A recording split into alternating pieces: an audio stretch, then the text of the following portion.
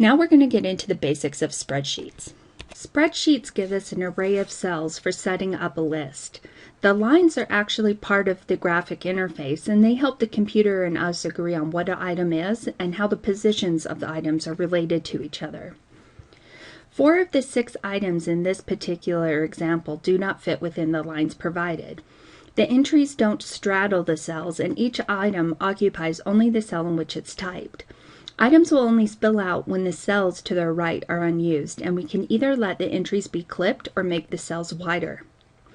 A common operation on any list is to alphabetize or sort it, but to do this you must specify which items you want to sort. First, you select the list by dragging the cursor across the cells. This will result in a selection which is indicated by this highlighting shown. So now all the items are selected, including that white item. The item's a different color only because it was the first cell selected. So now we can go into the sort operation. We can do this either among the menu items, or we can use the icon.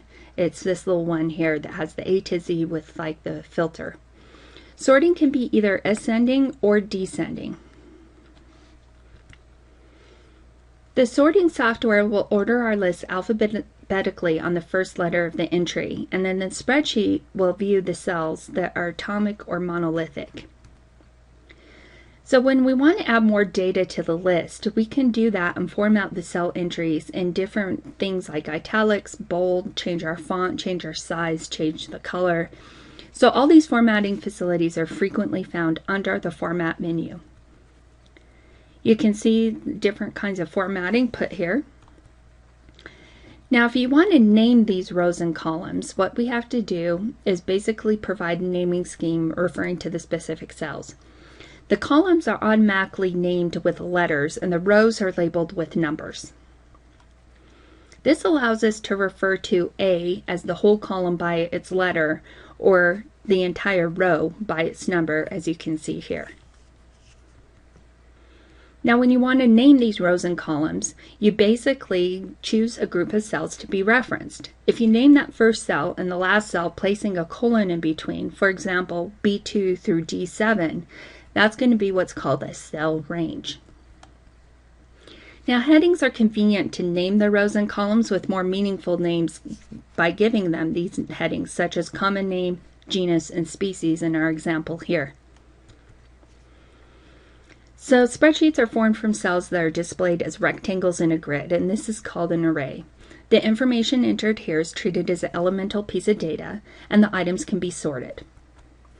So let's talk about some common spreadsheet operations. You can change the column width. You can change the column width automatically.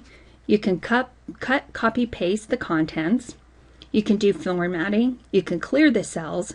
You can delete columns and rows, and you can hide a column.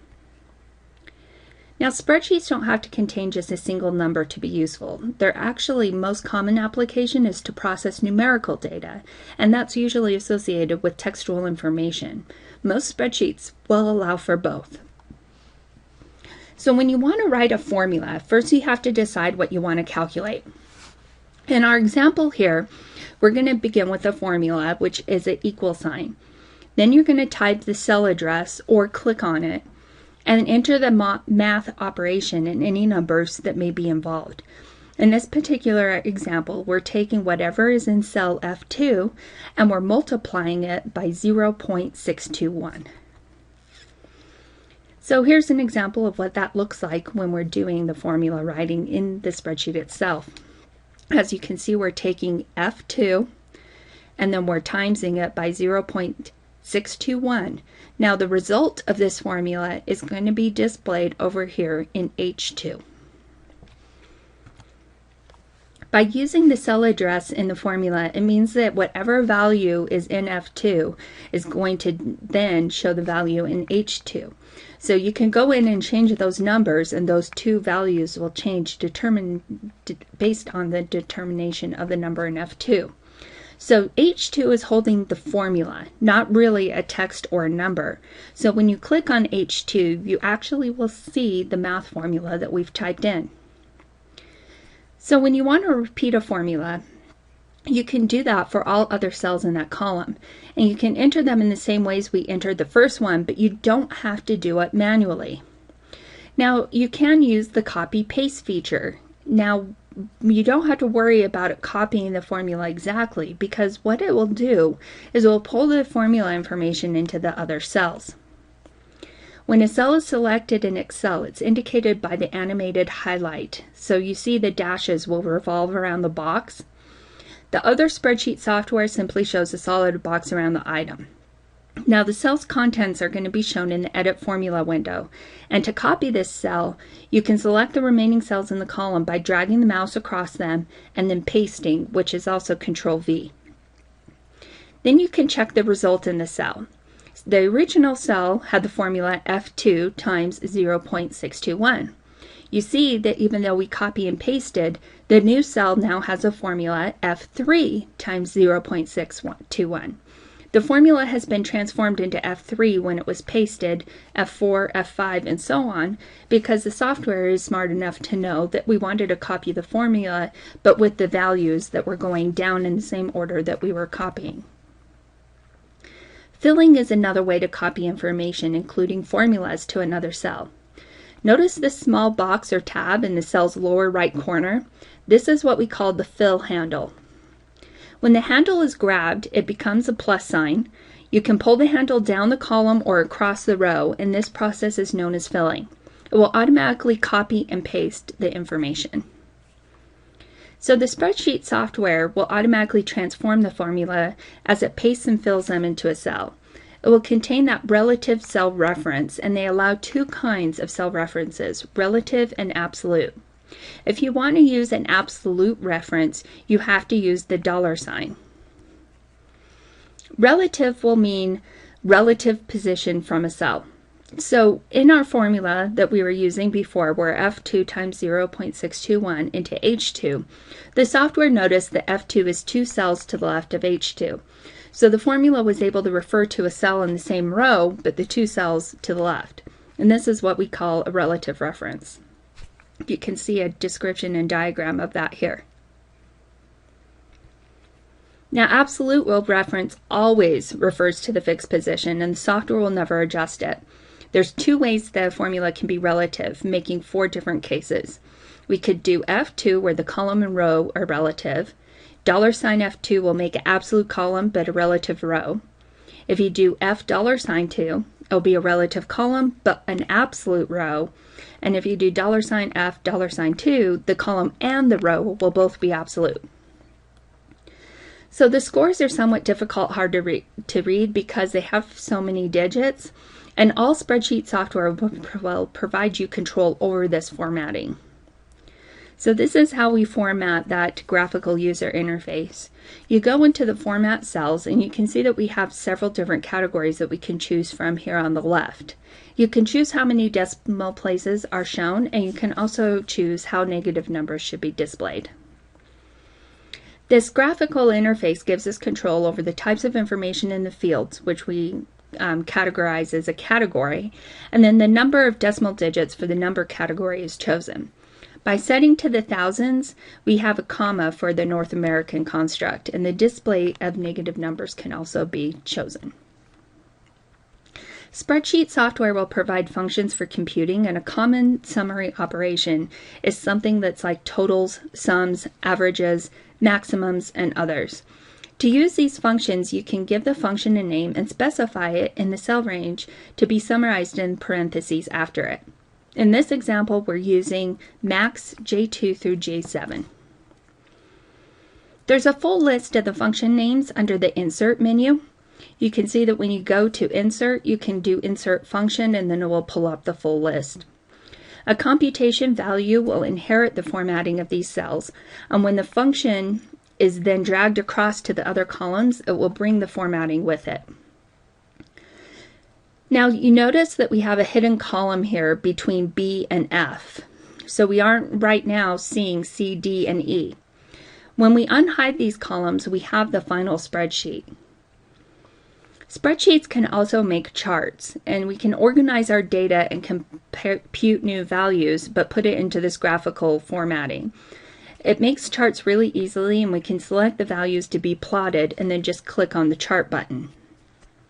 You can see that we have several choices of graph styles, and the software will detect that the column has a heading and use that as the label or the point as a key to the right. Now, by clicking or right-clicking on any part of this graph, you can get a pop-up window that will offer editing options. So spreadsheets are convenient, versatile tools that simplify computing.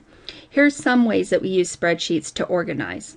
You could track performance in an exercise program, set up an expense budget, keep a list of books or DVDs, follow a favorite team's success, save records generated while online banking, or use it for an address book. There are several ways that you can use these spreadsheets to also solve problems. For instance, you can create a time zone cheat sheet. You can put together people that you want to chat with live in a different time zone. And it's not always convenient to chat when you want to call because they may be sleeping, working, studying, or some other. Conditional formatting is when you specify the format of a cell under certain conditions. You need to decide what conditions that you want to see. Much of the data that we're interested in comes from many sources, and it probably has already been organized. This data is called foreign data. Importing previously formatted data into a spreadsheet can be tricky, but spreadsheet software will make it easier. Spreadsheets prefer to import foreign data as tab delimited text. Text means ASCII text or files with a .txt extension. Numbers are represented as individual numerical characters rather than a single binary number. Tab delimited means that each cell's entry is delimited or ends with a tab in the file. Each row is delimited with a return. There are other delimitators as well, such as spaces and commas. Now, copying and pasting tab delimited text is a simple way to import foreign data. Lists with some other form can be often converted into tab delimited form. If you copy the foreign data into a text editor or word processor, you can edit it using the search replace placeholder technique. The goal is to substitute a tab or other delimiter for a delimiter in the file. The World Wide Web is already in text form. Some spreadsheet software will allow for copying a table from HTML and pasting it into a spreadsheet. But if that doesn't work, try another browser before beginning the task of reformatting the foreign data. When possible, you want to save the foreign data as an ASCII text file with a .txt extension. And when it comes from the web, select a browser that will support the copy-paste of tagged tables. Now, when foreign data format is messed up, use a text editor with the search and replace and apply a placeholder technique with the revised data and a .txt extension. Then you can import the resulting file. When you want to arrange columns, you basically manipulate the rows into. There's two basic principles for design when we're talking about setting up an effective spreadsheet. First of all, you want to focus on form, which means you want to make it logical, the layout clean, and the entries clear and easy to use. You also want to explain everything. It should be possible to know immediately what every cell means. When you focus on form, basically a spreadsheet is used on solving problems, so it has to be easy to understand and easy to work with. So you want to arrange the data logically. Descriptive information should be on the top and left, and summary information should be on the bottom and right. Fonts should be clear, colors should be used in moderation, use a separate sheet for each table, and hide information that isn't needed.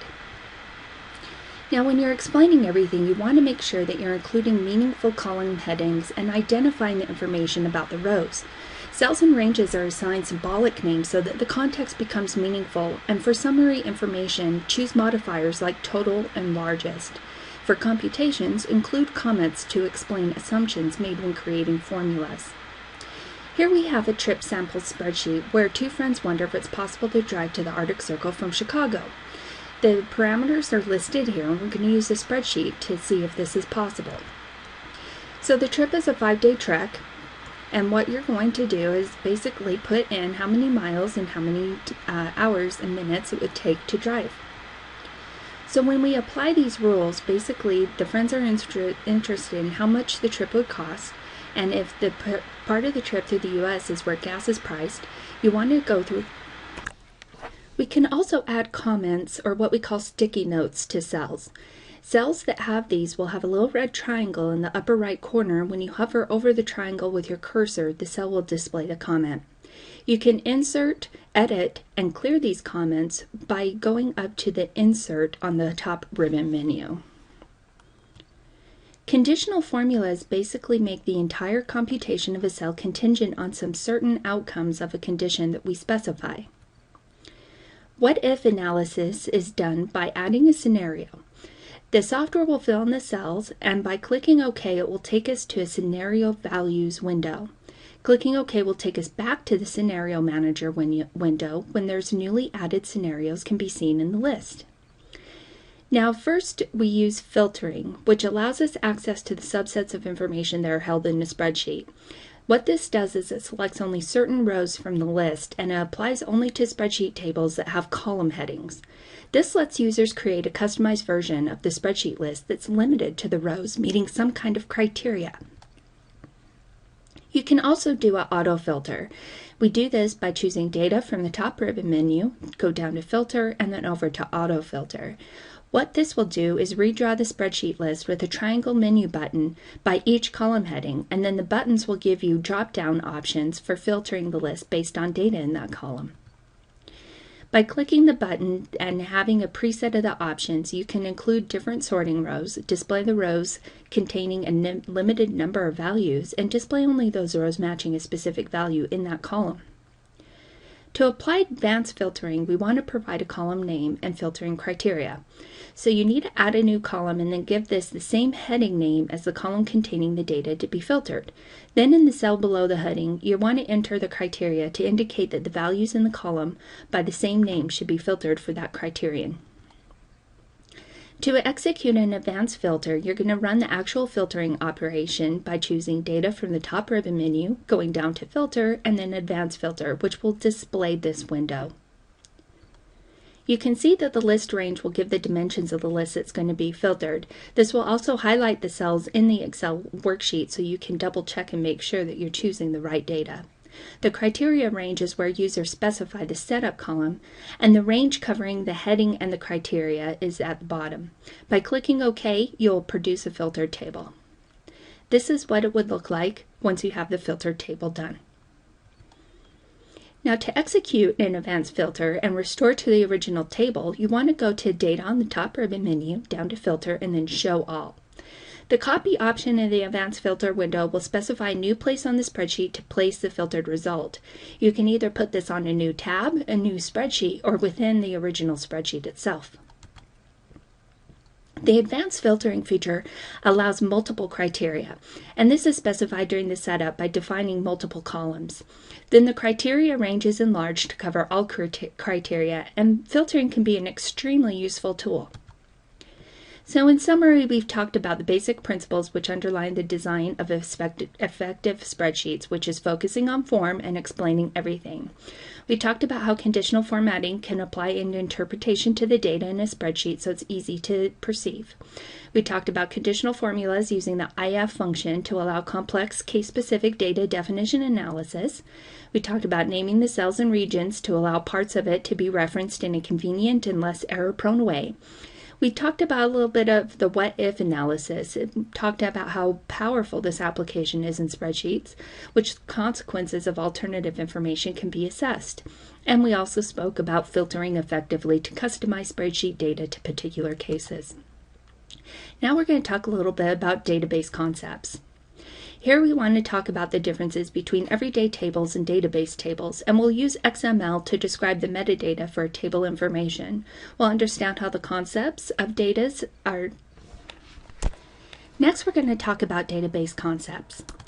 It's important to know the difference between tables and databases. When we think of databases, we think of tables of information.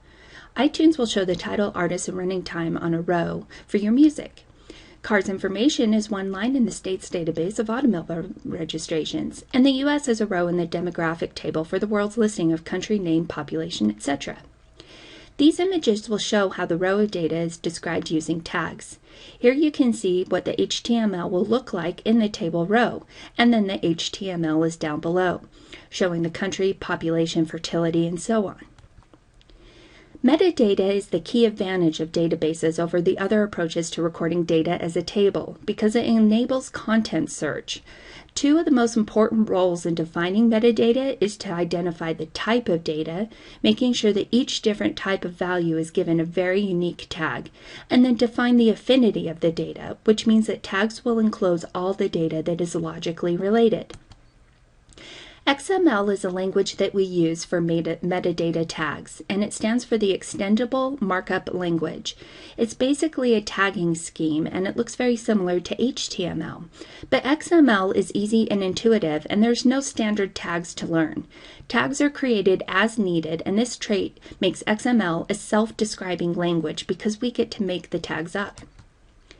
It's basically a couple of rules that you have to adhere to, and it always has to match tags, and basically anything else will go. It works well with browsers and web-based applications, but it must be written with a text editor to avoid that unintentionally including that junk code that we talked about that comes with word processing tags. So you can see that in the required first line, we have to have that standard that starts in the first position. Now this is going to go whether we're writing HTML or XML, but you can see that the example here is the XML version 1.0 with the encoding of UTF-8. Then your first tag is going to be what we call the root element. This must enclose all the file's content, and it will appear on the second or possibly the third line, very similar to the HTML tag. Closing tags all have to be the /close, just as in HTML. And in the element naming, we want them to contain letters, numbers, and underscore characters. In other words, you do not want to use capitals, symbols, or spaces. Names can't start with a number or a punctuation character, and they can't start with the letters XML or XML, even lowercase. Names also can't contain spaces. There is case sensitivity, and the proper nesting, just as in HTML, needs to be adhered to. You have to have attribute values that are quoted. The paired single quotes or apostrophes or paired double quotes are okay, but you want to type inside the other if needed. Don't use any kind of curly quotes of any type. And white space is preserved and converted into a single space, just as in HTML. And then the XML comments will have the form of an angle bracket, exclamation point, dash, dash. Then you put in your comment text or note, whatever it may be, dash, dash, angle bracket. As with HTML, the tag and its companion closing tag have to surround the data, and it can't contain spaces. You can use uppercase and lowercase, but I would... So while uppercase is allowed, I wouldn't suggest it because XML is case sensitive. And also, like HTML, XML doesn't care about the white space between tags. It will be reduced down to one space. So here's an example of XML. In this scenario, we're creating a database for the Windward Island Archipelago in the South Pacific, and we're going to plan what information is going to be stored. So we have the island, the name, and the area. You can also see that we have this header tag, which is going to be included in all XML. Note the question mark at the beginning, and also note that we have standard UTF-8 encoded characters. Now, to create a database of the two similar items, we're going to put both sets of information in the file. And as long as the two sets use the same tag for the common information, they're going to be combined. Then any extra data is allowed, and additional tags can be created to identify which one is being used. So the group sets of information by surrounding them with tags, and these tags are the root elements of the XML database. A root element is defined as the tag that encloses all the content of the XML file. So here's an example of what the XML file for the geographic features database would look like. HTML tags can have attributes to give additional information, and XML also has attributes. They have a similar form, they must always be set inside simple quotation marks, and the tag attribute values have to be enclosed either in paired single or paired double quotes. Again, remember, no curly quotes here. Writing tag attributes should be easy, and the rules for using quotes are pretty straightforward. Using the attributes is to give you additional metadata, not for actual content. So it's a very flexible way to encode your metadata.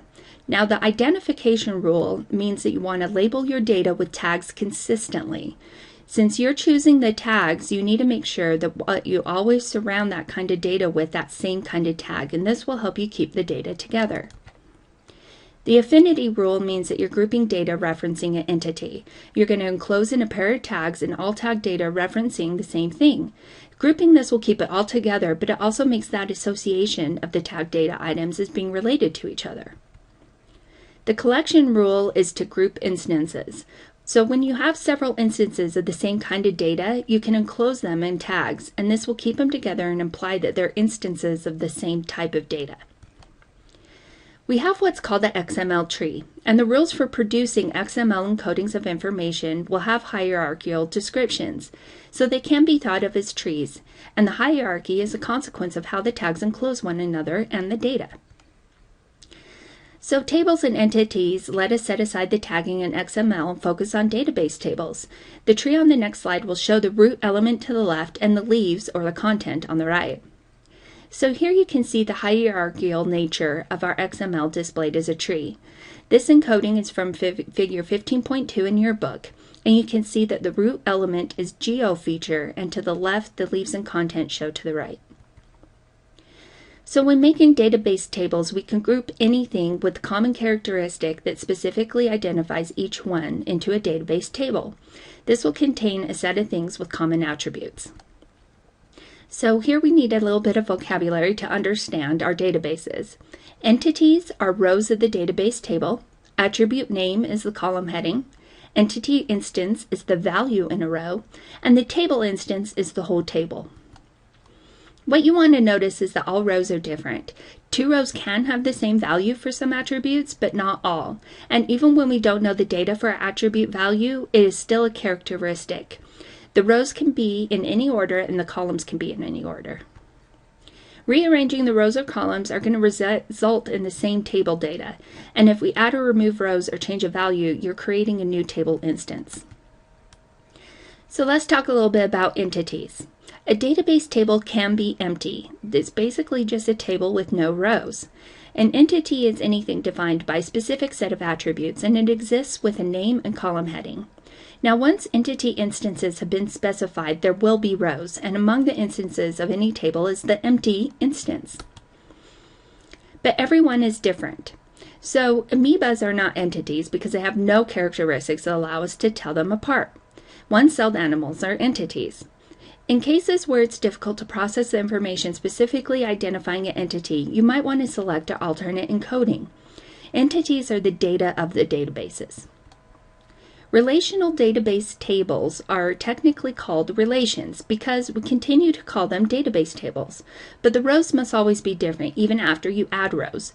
You need to be sure that the table has all of the attributes or columns needed to tell the entities apart, and you can always add a sequence number to guarantee that every row will be different. By itself, repeated data in a column is not a problem. We are interested in columns which all the entities are always different because they can be used to look up the data. Such a column is called a candidate key. It doesn't have to be just one column. It can be multiple columns together. Primary keys are the candidate key that the computer and the user will agree will be used to locate entries during database operations. It's possible to succinctly describe a database table with a database scheme or database schema.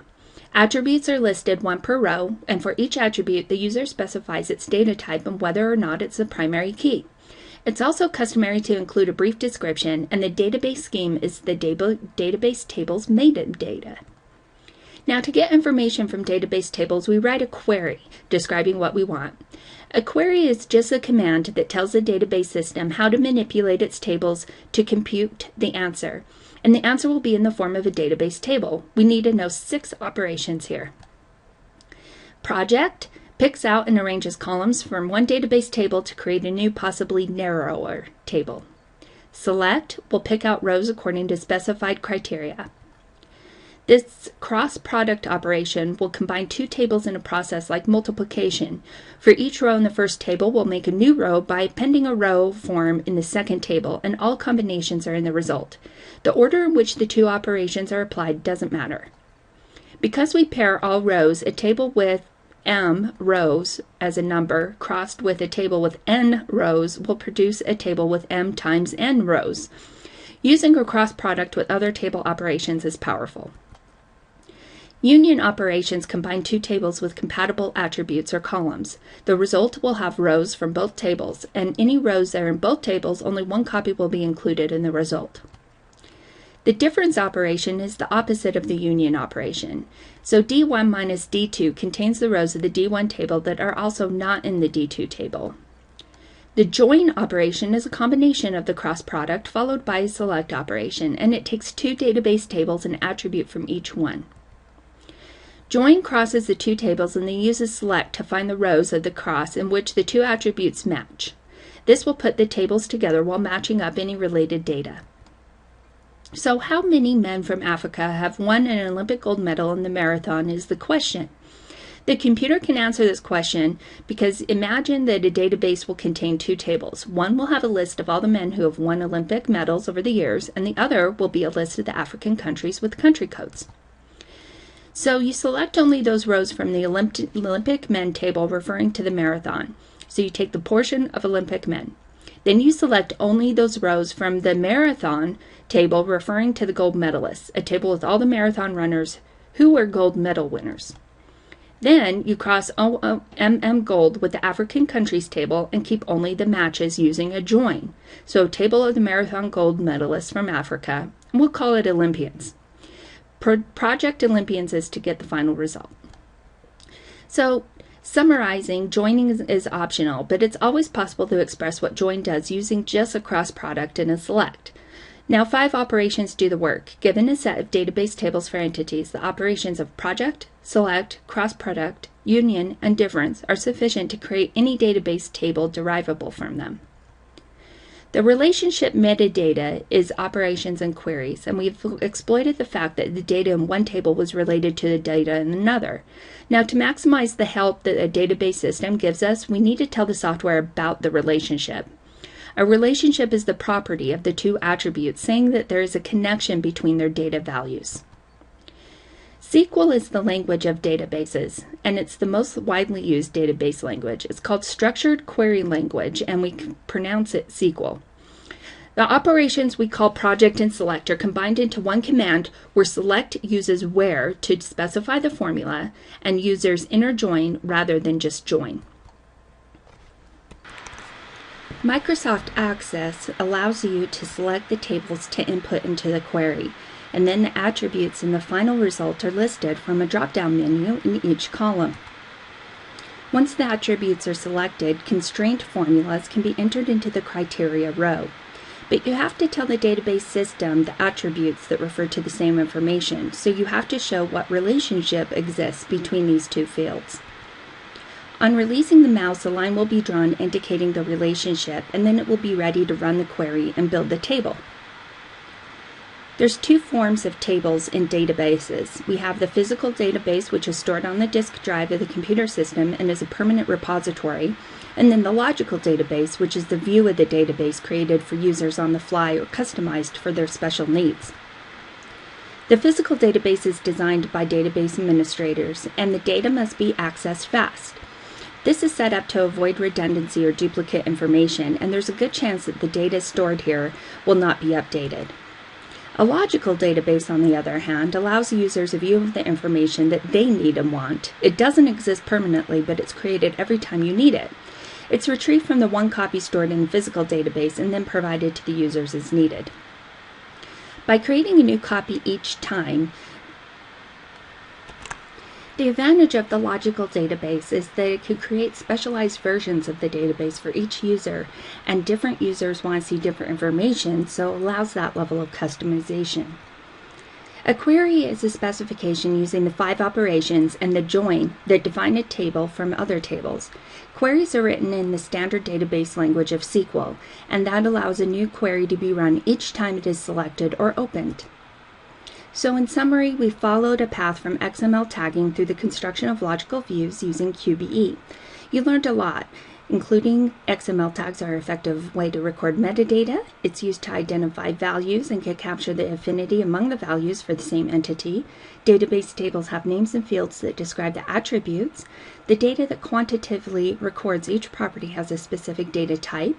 The 5 primitive operations on tables are select, project, union, difference, and product, and these operations are the only ones you need to create new tables from other database tables. Join is a useful operation that associates information from separate tables in new ways, and relationships are the key to associating fields in the physical database. The physical database resides on the disk drive, and there's a direct connection between the theoretical ideas of database tables and the software of database systems. Next, we're going to talk about a case study in database organization. Here you want to be thinking about a database in regular versus irregular data. Now, relational databases can be tables with regular rows, attributes, keys, and relationships, and this will allow for queries where computers do all the organizing and displaying. But data needs to be regular, meaning that it will follow a rigid structure that's imposed on it. Relational databases may be powerful, but often the information recorded isn't considered regular. So here's some ideas about iDiary. They'll hold information that's found daily, as such as text, photos, URLs of interesting sites, animations, poems, videos, etc. We're going to use XML to specify the metadata, and we're going to follow identity, affinity, and collection rules. So collecting the information is not necessarily organization. The data does need a structure, but organizing the data will help us keep track of what we have and help the computer display it. For the iDiary case study, the database is going to be organized using time and date sequences. So when we talked about physical versus logical in the last section, we talked about how the XML tree is a physical database and not the relational.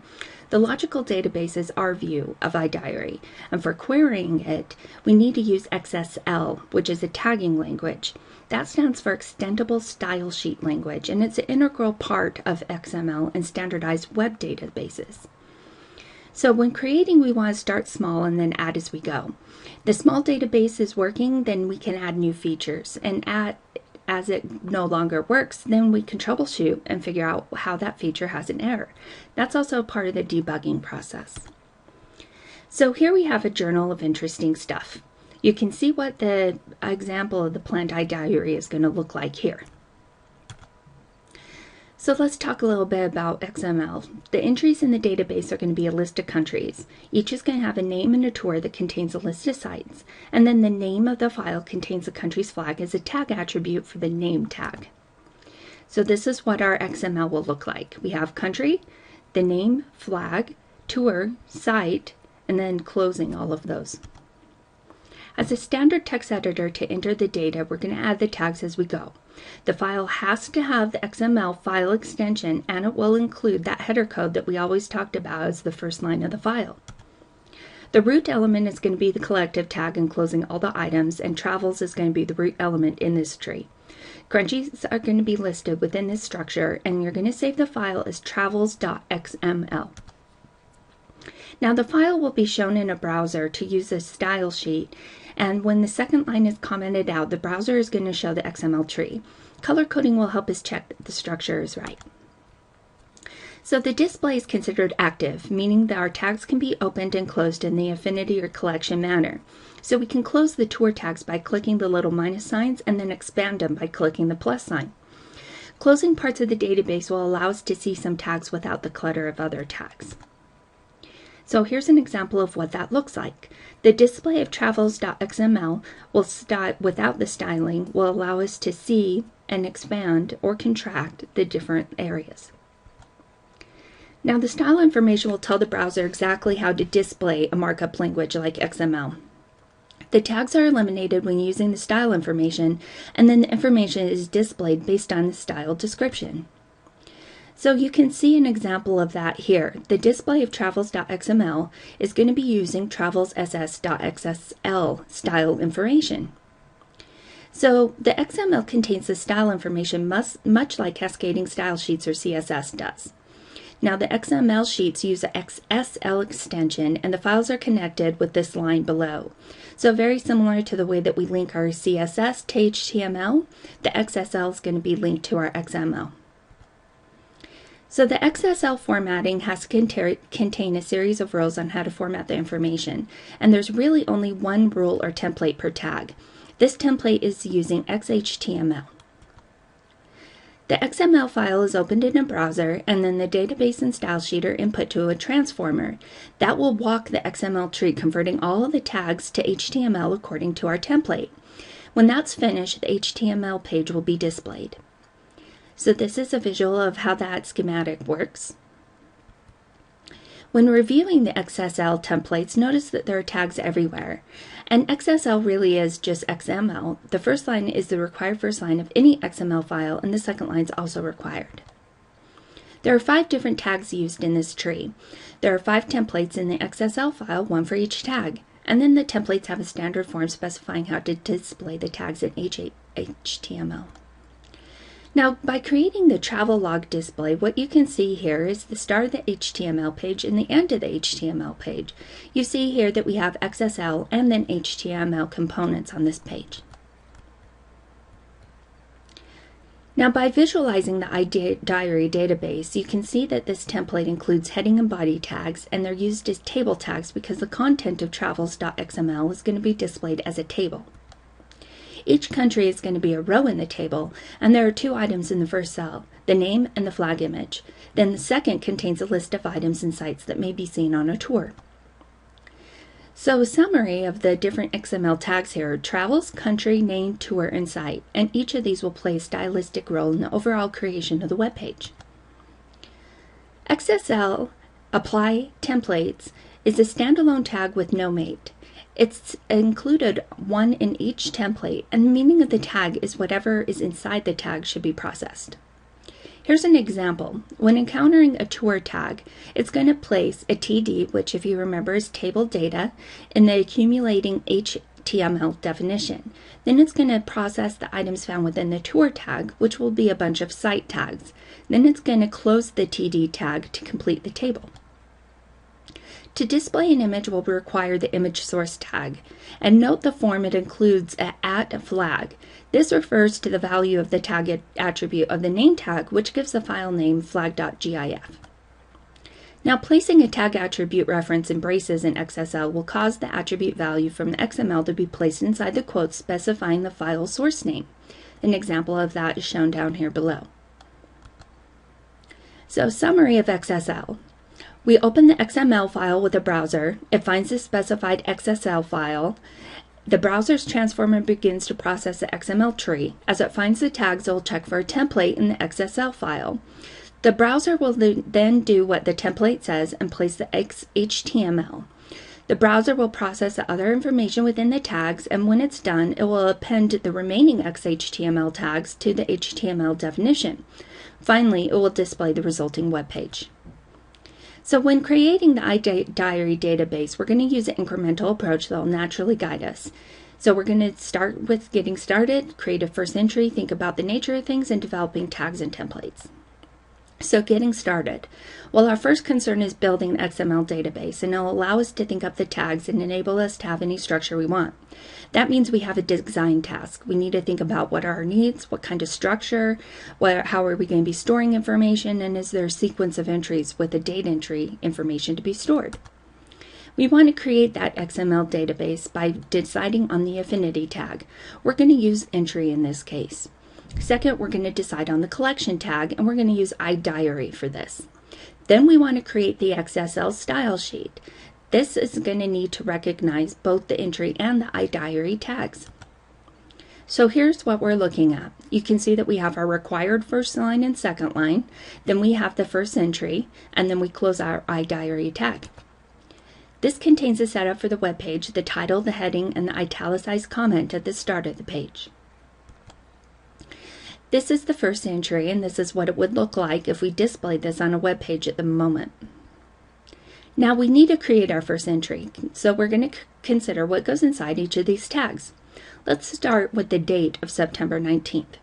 Since the entry is the entity that's going to the database, we want to include the date is part 1 in date, and the content is part 2. We're going to use cool since the content will include cool stuff. Now, date tagging refers to the decision surrounding the metadata for calendar dates. Since the data in the databases is atomic, we can refer to the day, month, and year separately if it's written as shown below. However, shown below would be a lot to type. So you can see what it looks like here. What we want to do is add the templates to the iDiary.xsl file. The two tags will both be displayed as list items with the li tag, and the CSS properties will identify how each li tag will look. This is what it would look like in a web browser. So we're going to use class styling here. Now, we may have some unfamiliar CSS that we're going to be using as features in this portion, but if you ever have any questions about the information on the types of features that we're using, you can always go to w3schools.com, and there's a plethora of information about any CSS, HTML, and XML there. Here's the CSS styling for the two classes of the list items, date and entry. Now here you can see that it's written in CSS type code, and it tells you on the right hand side what each of these are going to do. So think about the nature of things. When you create an entry, all the information must be captured digitally, and the data can take many forms. But these forms will affect both the XML and the XXS. When we create an entry, all of the information must be captured digitally. Data can take many forms, and these forms will affect both the XML and the XSL definitions. We need to recognize the need for specific tags, and when considering the design of the XML, we need to notice that we have to specify different data for each type of content, such as link, image, text, and video. Each tag will require that we specify different information and require different formatting, so the text within each tag can take several different forms, such as titles, quotes, or poems. So when you're choosing specific tags, know that different kinds of data need different tags, and a new tag is assigned to each kind of data stored in iDiary. So when we have the poem tag, it's an affinity tag grouping 3 other tags that give the name, title of the poem, the author, and the lines. In addition to the title, there is included the p_title for the poems. Here, title is going to be centered and larger than any normal text. Because there is a need for different tags and different kinds of information, the role of the cool tag will change slightly. Previously, it was identification tag and enclosed to the most interesting things. Now, the role of the cool tag is that of an affinity tag. It's going to group together all the different forms of information. So the title tag is going to announce the most interesting thing entry. So I'll say the digital diary. The text will be centered and use HTML heading tags to enlarge the font. The link tag is going to specify a web link, and it has 2 parts. The tag will enclose the anchor text, and the URL is specified using the tag attribute. You'll notice that we have to place a href tag and enclose the tag attribute value in quotes. The link tag is going to be XSL template match equals link. Now you can see the href here is at URL, the XSL is apply-templates, and then we have the close tags. The @ symbol is an XSL reference to the tag attribute of the HTML. The picture tag in XSL is a little bit different than the other tags we've seen. You can see it is a standalone tag and it doesn't enclose anything, but there's also no need for the apply templates tag. The quote tag is an example of text that should be set off and noticeable. Use the block quote HTML tag and style it like this. We can style the implementing block quotes in the head section of the page, but it's just as easy to style it in line.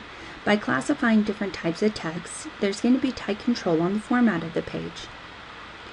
Now in the poetry tags, we're going to identify several different attributes, and since they're enclosed in the affinity tag, we're going to be taking the title, author, and lines and putting that towards this attribute. So this is what the poetry tag template would look like. You're going to have all of these different things, H3, H4, italics, and a line break. Now to include videos, we have to embed a connection to the player. Most sites that stream video have an embed button near the video, and clicking it will give you the HTML code you need to show the video. You can then copy and paste this code and package this information into an XSL template. So here's what a video tag looks like. You can see that the planet Kepler here is something that we're just pulling off of YouTube, and you can see that it has this iframe HTML there. So you can develop the XML and XSL as you did for the standalone picture tag, and this approach allows for simply providing URL and getting the formatting window automatically. The XSL text is going to use the iframe text format. You want to replace the URL with a reference to YouTube and put the URL attribute at URL instead. Now notice that there's one additional change from the text that we received from YouTube. The last attribute in the iframe tag is allow full screen. This is not a legal attribute since they are to be followed by an equal sign and a value. And this attribute is saying that it's okay to let the user display at full screen size. So we want to allow full screen equals true. Another video source is YouTube Best D tag, and it probably won't work for other videos. So we may need to develop a new tag for each kind of video source. To make an SXL template for a new video tag, do the same thing you did before by removing the URL, replace it with @URL, and set the two attributes to be assigned to the value true.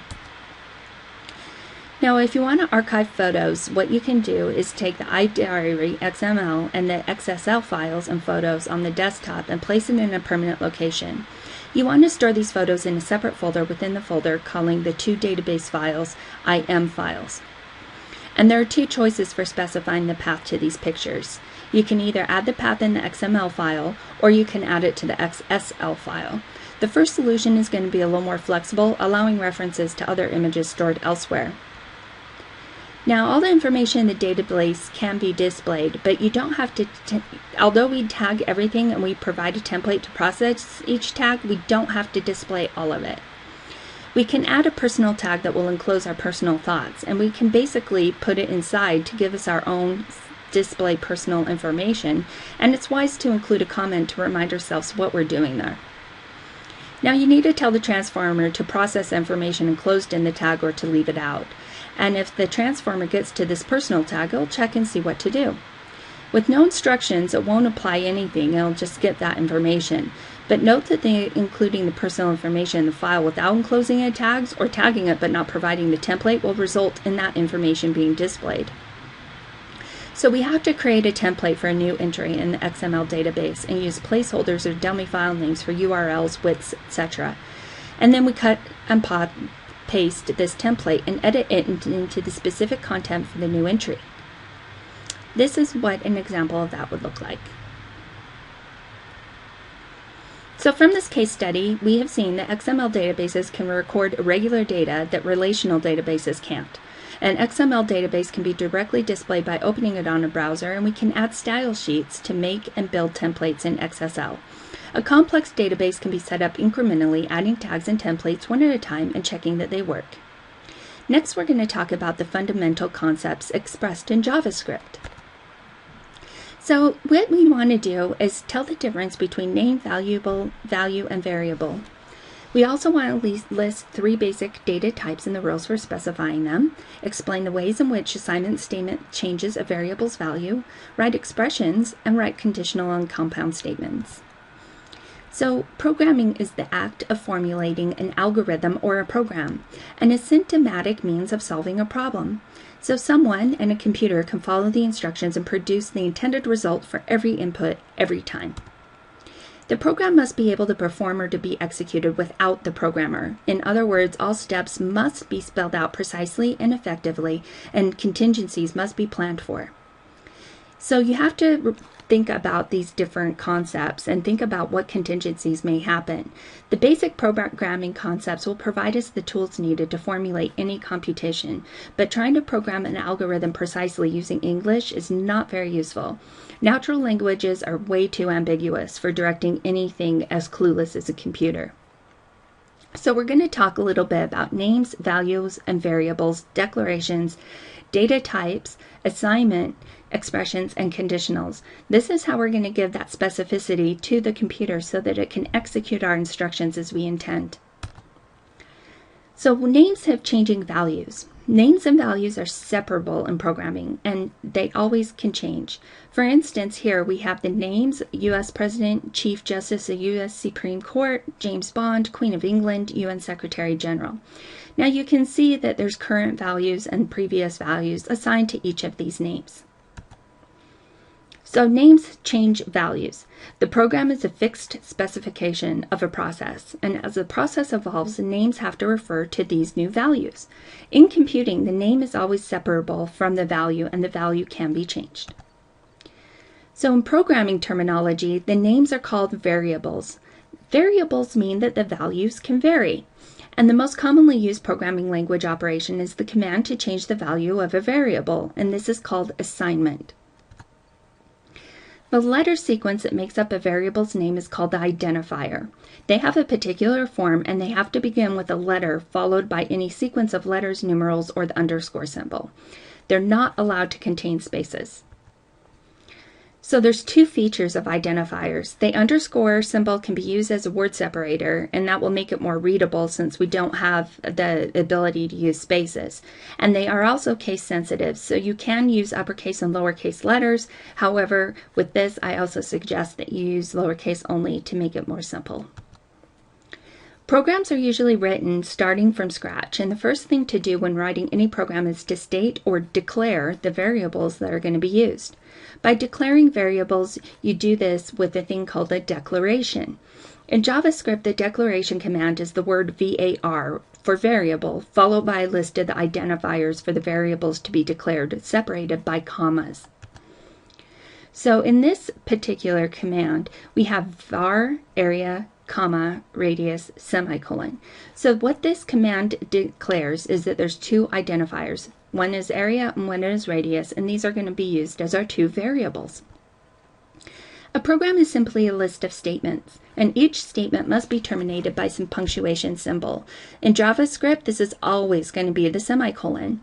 The computer needs a semicolon to know when a statement is complete, and terminate at every statement with a semicolon is going to allow the computer to understand that it has reached the end of that line of instruction. Every variable must be declared, and JavaScript will allow declaration statements anywhere in the list of statements. The declarations will announce what variables will be used in the program, and we always want to declare our variables very first. We want to use the declaration to have the identifiers, which are the name of the variables, and that has no value at first because we haven't defined that yet. It's a name that doesn't have anything, doesn't really name anything, but the name is declared even though there's no value assigned to it yet. That means that the value is undefined. Sometimes there's an initial value for identifiers, and JavaScript allows setting this initial value as part of the declaration. This is called initializing the variable. We can set an initial value on our variables. This is called initializing the variable, and declaring the variables with initial values is written as below. You can also declare and initialize them by separating with a comma. Now, if you have several variables that are declared in a single statement, they're going to be logically related. If they're not related, you want to usually specify these in separate statements. There's three basic types of data in JavaScript: number, strings, and booleans. We have a couple of rules for writing numbers. The unusual aspect of numbers in JavaScript programming is that there's no units, so you can see here that if you want to do a percentage sign or a dollar amount, you have to use the numeric form only. Standard computer numbers have about 10 significant digits. Number in computer arithmetic is unexpectedly subtle, and as a general rule, the safe zone for the numbers in the range from 2 billion to 2 billion plus or minus. Now, strings are common kinds of data, and they're sequences of keyboard characters. A string's always surrounded by the single or double quotes, and they initialize a declaration, but they're needed when manipulating text. There's a couple rules for writing strings in JavaScript. We've already covered that they have to be in the single or double quote. We also say that most characters are allowed within those quotes except the return character, backspace, tab character, and backslash. Double quoted strings can contain single quotes and vice versa. But there's rules for writing these strings in JavaScript. The apostrophe is the same as a single quote, and any number of characters is allowed in a string. But the minimum number of characters in a string is 0, as seen here with the double quotes and nothing inside. This is called the empty string. To use the double quotes in a string, you want to enclose it in a single quote. If our string contains single quotes, then enclose it in double quotes. Since the apostrophe is commonly used in possessives and contractions, you're going to want to use double quotes as the default. Now, string constants or string literals means that the characters are typed literally in the program. The surrounding quotes have to be removed when the literal is stored in the computer, and any character can be stored in the computer's memory. But prohibited characters can be the value of a string in the computer by using the escape mechanism. For JavaScript, the escape symbol is a backslash. The escape sequences are converted to single characters that they represent when stored in the computer's memory. See table point 17.1 in your book for example sequences of characters. Boolean values are the only two is true and false. They're written as letter sequences, not values or identifiers or strings. They're used implicitly throughout the programming process. The different kinds of values of a programming language are called its data types. There are three types here, as we stated before: numbers, strings, and booleans. But there can be several other types of values in programming. The assignment statement is a variable that are to change in a value or algorithm program. There should be a command to do so, and this is called an assignment statement, which will change the variable's value. The assignment statement has three parts that always occur in this order: variable, assignment symbol, and then the expression followed with a semicolon. The assignment statement is terminated by a semicolon always, and the assignment symbol is the equal sign. A different programming language uses different symbols for indicating assignments, but here the three most widely symbols are the equal sign, the colon equal sign pair, or the left pointing arrow. Here's an example of an assignment below. Interpreting an assignment statement is to understand how this works. You must think of a value flowing from the right side, or the expression side, to the left side, which is the variable side. The assignment symbol should be read as is assigned, or becomes, or gets. These terms emphasize the role that the assignment plays in changing the value of the variable named. In an assignment statement, everything to the right of the symbol is computed and evaluated first. If there are any variables used, their current values are used, and in evaluation procedures, a value becomes the new value of the variable named on the left side. Executing the sample assignment statement, weeks equals days /7. This means that the current value of days is retrieved from memory, and then that value is divided by 7. The answer will become the new value of the variable weeks. So there's three key points about an assignment. All three of the components have to be given, the flow of the value to the name is always right to left, and the values of any variables used in the expression are their values before the start of the execution of the assignment. This last point is the most important. So from now on in our JavaScript study, everything we learn, we can try it in the Firefox browser. And learning programming is an active state. So what we're talking about here is we want to do hands-on assignments, and practice is what is going to help you. Expressions describe the means of performing an actual computation, and they're built out of variables and operators, such as addition and subtraction, and multiplication and division. These are called arithmetic operators. Expressions usually follow rules similar to algebraic formulas, and multiplication must be given explicitly with the asterisks. So you do something like A asterisk B. Multiplication and division are performed before addition and subtraction, and they have a higher precedence than addition and subtraction. Parentheses can bypass that order. So superscripts are prohibited, and some languages have an operator for exponents or powers, but not JavaScript. If we want to square the value of x, you have to times it by itself, doing x times x. Operators like plus and star are called binary operations because they operate on two values. The values are called operands. There are also unary. Another useful operator is mod. This will divide two integers and return the remainder. Relational operators make comparisons between the numerical values. This relationship is tested, and the outcome of the comparison is a Boolean value of true or false. The equal to relational operator is a double equal sign, and it's not equal to. The operator will use the exclamation point. The relational test results in a true or false outcome, Either two operands are related to each other or they are not. It is common to test two or more relationships together, and this requires that the relational expression results be combined. So we use logical and this plays the same role as and plays in query expressions. The outcome of A and B is true if both A and B are true, otherwise it will be false. The operands A and B can be variables or expressions or a mix. So here's an example of what that looks like in a table. Logical OR is the outcome of A or B is true if either A or B, and if they are both true, it will only be false if both are false. So since and or have lower precedence than the relational operators, the relationals will always be tested first. And it doesn't matter how the operands of or are produced, it only matters that they are true or false values.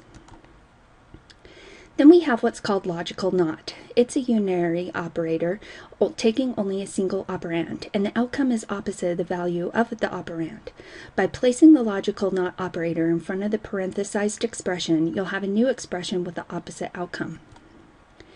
Operator overload is a technical term meaning the use of an operator with different data types. So this is when you're combining strings to numbers or numbers to booleans or strings to booleans. Operators will usually apply to single data type, so for instance 4 plus 5 would produce the numerical result of 9. But if the operands are strings, what does the plus mean? Well, you can use this with strings and it will join it by the operation of concatenation. This means that the two strings are placed together if you want them joined. A conditional statement or a conditional makes testing numbers and strings simple, so the conditional will have the following form. The Boolean expression is evaluating the true or false, and then the then statement is a JavaScript statement. The Boolean expression is called the predicate, and it is evaluated resulting in the true or false outcome. If the outcome is true, then the then statement will be performed, but if it is false, then it will be skipped. Writing the then statement indented on the following line is a common practice. Programmers write the then statement indented on the following line to set it off and emphasize its conditional nature. Programming languages allow for a sequence of statements in the then statement.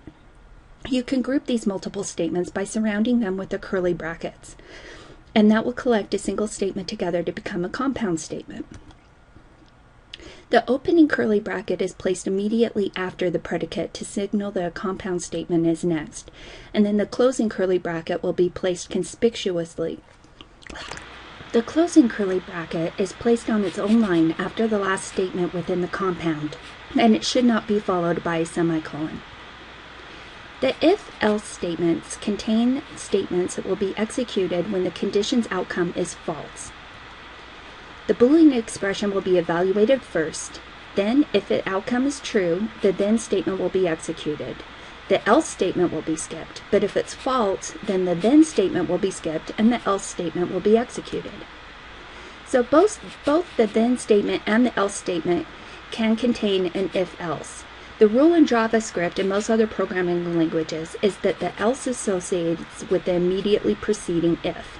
This can be confusing to read, but the best policy is to enclose the then statement or the else statement in a compound curly brace whenever they contain an if-else.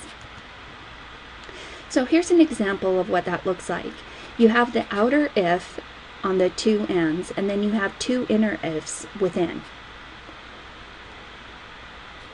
So in our program, we use the espresso statement to make a program that would compute the price of 4 different kinds of espresso drinks based on the type, the size, the number of shots, and the tax.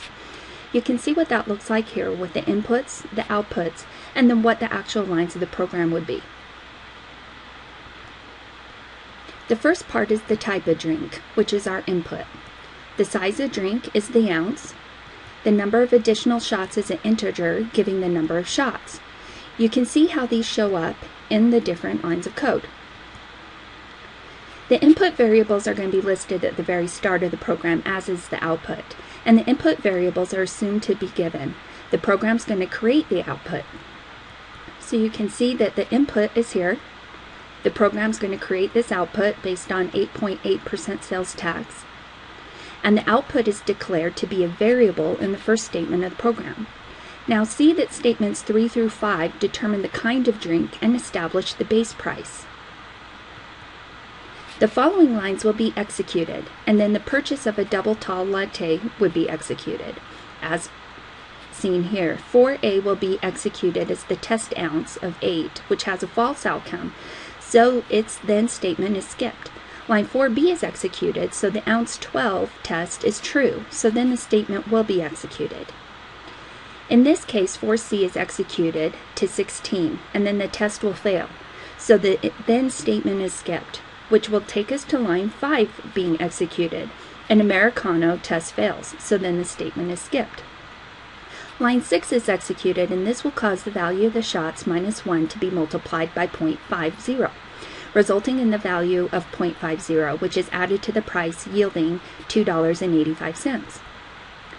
Now the purchase of a double tall latte, with line 7 being executed, is going to be multiplied by the tax rate, resulting in 0.25, which is added to the price to make it $3.10. This will be assigned to the price. So in basic programming, you now understand that the name-value separation is an important concept. Letter sequences that make up the variable's name have to be declared. An assignment statement has a variable on the left of the symbol and expression on the right. There are 3 JavaScript data types: numbers, strings, and booleans. The standard arithmetic operators and relationals will compute on numbers, logical operators, and booleans. And as a rule, all programming statements are executed one after another, starting at the beginning. You have to be careful to group your statements within a compound statement to make it clear which statements are going to be skipped or executed. And the Espresso program illustrated most of the ideas in this module. All of us keep running the program and demonstrating that our knowledge is setting up the input to acquire the values for the drink, ounce, shots, and outputting the price. This will require a user interface written in HTML. So now let's talk a little bit more about the JavaScript program. HTML files are made of ASCII text, and we need to avoid word processing formatting so it doesn't include any of that junk code. We're going to use the basic text editor of Module 4 for our JavaScript development. So you'll notice that the file format is going to be a .txt file, and then we're going to change the extension to .html so that the operating system knows that the HTML file should be processed by a browser. So we're going to open the starter page.html and save it to a file named bean.html. To include the JavaScript in the HTML file, we're going to enclose the JavaScript in this link type. It's going to be script type equals text/JavaScript, and then close script tags. By creating our JavaScript, the information included in these tags is going to be the subject of this module. To test our program, we're going to save it, find the file on your computer and open it, and then the JavaScript is going to run with HTML. So the HTML will look like this. We're going to have our HTML tag, then header. We're going to title this Convert F to C, and then in the body we're going to put our script language of JavaScript there. Then we're going to insert our program code and then close all of our tags. Now you know that this must appear before we put our program, otherwise the JavaScript is not going to be processed as such. And we have to make sure that we close the script tag so that it knows when to stop running the operator. We need to convert the algorithm to program and insert it here. So this is what our bean counter version 0 will look like. So this is an example of what we're aiming for as our final result. So we have to do some things to our HTML to create our graphic user interface.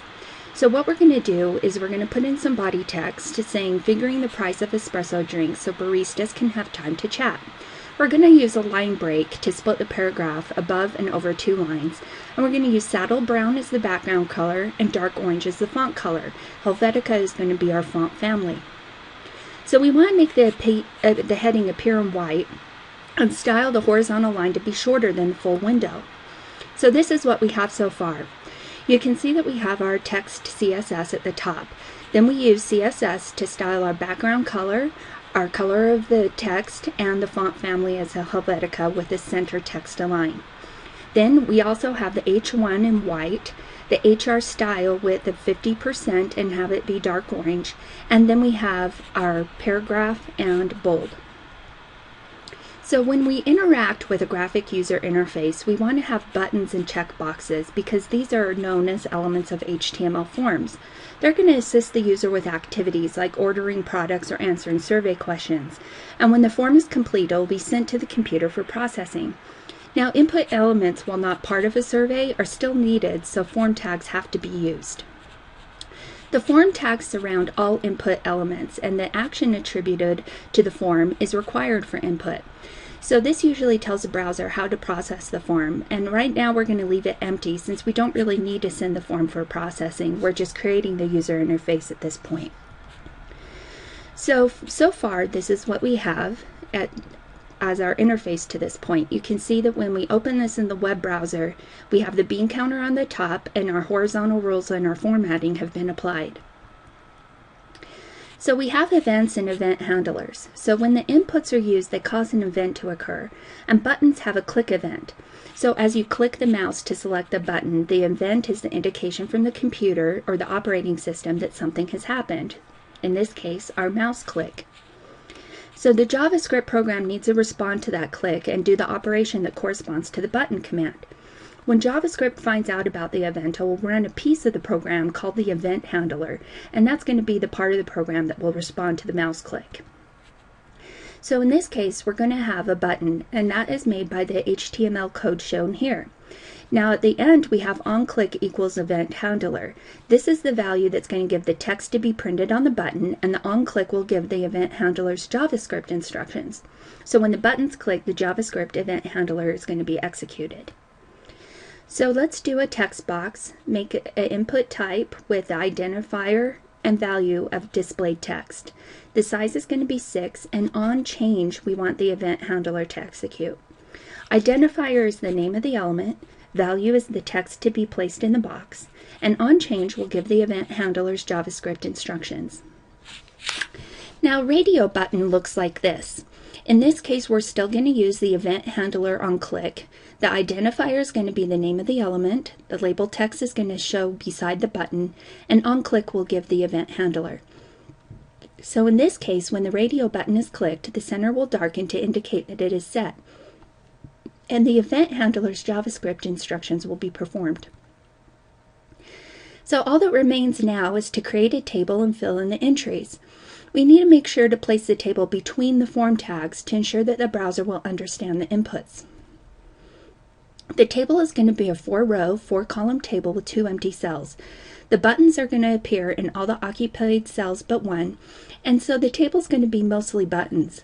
Imagine what the algorithm might be for building the table. So we could create a button table, delete 2 buttons, insert text box, label the buttons, and then print the interface. So when we're creating the button table, we're going to start with the TD tag for our table data. We're going to tell it that it's a button, and we're going to put our onClick commands. B is just going to be a placeholder for the button label at this point. And the apostrophe is going to be a placeholder for our JavaScript text of the event handler. We're going to do a table, and we're going to style it using CSS. It's going to be centered by specifying that it's on the left and right margin should be automatically positioned, and we're going to put text align center so that that can be included if you want IE users to see the table in the middle. So this is what we look like so far. After the step 1, after step 3, and after step 4. So we want to delete 2 buttons. So in row 2, cell 4, and row 4, cell 2, we want to remove the input because these cells are going to be empty. They can be empty but still need to be surrounded with the TD tags. Now we're going to input our text box in the lower right corner. Modify the button input to be a text input by changing the type to text, and name this one price because that's the information that's going to be computed with the program code for our display. So here we have a price, and we're declaring the initial value to be 0. We're making it a size 5 because no drink inputs will result in a price of more than 4 digits plus a decimal point. And we're going to change the onClick event handler to onChange. The immediate stages of the construction of the bean counter interface now look like this. So now we want to go through and label our buttons, and each of the table cells will change the value attribute of each button from B to the proper button label. First is going to be the number of shots, second, the sizes, and third, the types of drinks. Now the two items in the last column are going to be the controls of clear and total. So this is now what our interface looks like. Now we want to primp our interface. The buttons are going to look better if they're all the same width. And because the button is as wide as the value text, we simply just want to add spaces before and after the drink name to make the button wider and balance the position of the text. We're going to give the table a background color. Remember that colors can be numeric because they're based on that hexadecimal value. So at this point we're going to make 993300 our background color, and we're going to add a border to our table styling, making it a medium solid line, and the color should be fire brick. We're going to add 8 pixels of padding to the buttons, and we're going to add a medium red border to the price of the text box. So now this is what we're aiming for. The web interface for the bean counter program will appear when it's complete. Now, event-based programming should behave like a calculator. So each time the button is clicked, something should happen, and this is a user-caused event. So programming the bean counter application amounts to defining in JavaScript the actions that should be performed when each button is clicked. The onClick event handler is going to look like this. And it's used because we want the computer to do the action we've programmed when the total button is clicked. So to use JavaScript to calculate the price, we'll insert the price computation code inside the quotes for our onClick attribute. We now have an onClick event handler.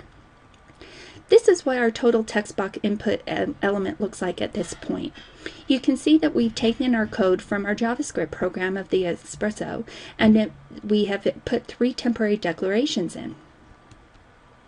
So, when the total button is clicked, the browser will look for the onClick event handler in the total button input tag. Then the browser will find the instructions to perform the action, and it will run those instructions, which will implement the action and wait for the next event. So the shots button should look like this. The number of shots on the customer request is identified with which shot button is selected. The 2 will assign a value of 2, etc. And the action to be performed on a click event for the size buttons is to assign the appropriate value to the ounce variable. The drink is assigned as espresso, not espresso in all caps as written on the button. The JavaScript code will behave as though there were 52 letters in the alphabet, 26 lowercase and 26 uppercase. So clicking the clear button will reset all of your variables to their initial values, but there's no initial values yet. So sometimes in programming we need to go back and add information because it's not always going to be perfect the first time through. In this case, we want to make declarations at the beginning of the program just after the body tag, and they need to be enclosed in the script tags. The initial value for shots is going to be 1 because every drink has at least 1. Initial values for the drink in ounce are chosen to be illegal values so that an error message will pop up to the user that will tell it that it's missing some input. The clear button is going to make the same assignment, setting everything back to the initial value, and the document form statement will place 0 in the price window. The browser is going to record all this information about the web page in a data structure called the Document Object Model, or DOM. This records information about the forms used in the page and the images used on the page. Now, when we're referencing data across controls, you're going to use entries, and these are created for forms, images, and other elements in the order in which the information is encountered in HTML. For each form, the input controls are recorded, and they can have several attributes that are also recorded, such as the price input control with a value attribute of 0. In JavaScript, when one statement is in one element to change a value in another element, the browser must be told how to navigate among these elements. So is used to aid in navigation between these elements. Here we have object.property, and this will select the property of the object. It reads references from right to left, so the use of for dot as in property of object. So we have document.forms, then 0, price value equals 0. This is read as the value attribute of the price input of the forms 0, form of the document is assigned 0. When the assignment changes the value back to 0, the browser will display the assigned value, and 0 is treated as an output. The window is seen from both the user's and the computer's point of view, so if one side gets information or input from it, the other has to have output. The total event handler must show the price, which is the output, and this is handled in the same way that the clear button event handler will clear the price window by assigning the value attribute of a price. The final line of the total event handler is going to be replaced by that value of price. So every design must be critiqued to ensure that it meets the requirements of solving the problem and see if there's anything we can improve upon. Experiment with the bean counter application to see how well it works. Does the design fulfill the barista's needs? The final price is shown as a decimal number with several decimals, not as a currency with only 2 decimal points. So let's add document forms 0, price value equals math round price times 100 divided by 100 to the last line of the total button of the event handler. What this is going to do is change our price from a dollars amount to a cents amount. The result will then be rounded using the built-in JavaScript function and eliminate any digits to the right of the decimal point that's less than a penny. Finally, that result is divided by 100 again to convert it back to a dollar amount. This computation is a standard way to remove unwanted digits. It's not perfect, but it gets us to the correct amount. The final changes should read as below. The organization of the buttons is generally consistent with how the application will be used. Espresso drinks are typically named with the syntax of how many shots, what size, and what kind of drink. Double tall latte. The form does not give a barista any feedback about the current settings of the variables. There should always be feedback for every operation, and adding a window above each column of buttons that gives the current setting might be helpful. So we're looking at the bean counter application improved to give the barista feedback. Now, when referencing variables, declarations are usually placed at the start of the program. You want to place your declarations right after the body tag inside the script tags. And an event handler of one element needs to place a value in the window of another element. It must describe how to navigate the item it wants to change using dot operators. The bean counter application illustrates 3 different ways to reference data values in an event handling program: the tax rate, the drink, and a variable in another element. The programming process was and is incremental, so we begin by producing the minimal 14-line HTML program and testing it. We add to it and then test it again. Only improve one feature at a time and test as you go. So you want to write and solve one event handler at a time so that you can see the similarities among the various events, and you can also have help in developing the other event handlers. Finally, critique your result. This strategy of breaking the task into tiny pieces and testing the program after each small milestone has 2 advantages. At no point did we have to solve a complex task, and continual testing meant that we immediately knew where any errors were located to the newly added code. When the initial design is completed and critiqued, this is not a critique of the programming, but a critique of how well the solution solves the problem. This is an important part of any design effort, but especially so for software. So in summary, we used HTML to set up a context in which event handlers perform the actual work, and then we wrote the JavaScript code for the event handling. Next, let's talk a little bit about programming functions. Functions are packages for algorithms, and the 3 parts form the function declaration. These are the name, parameters, and definition.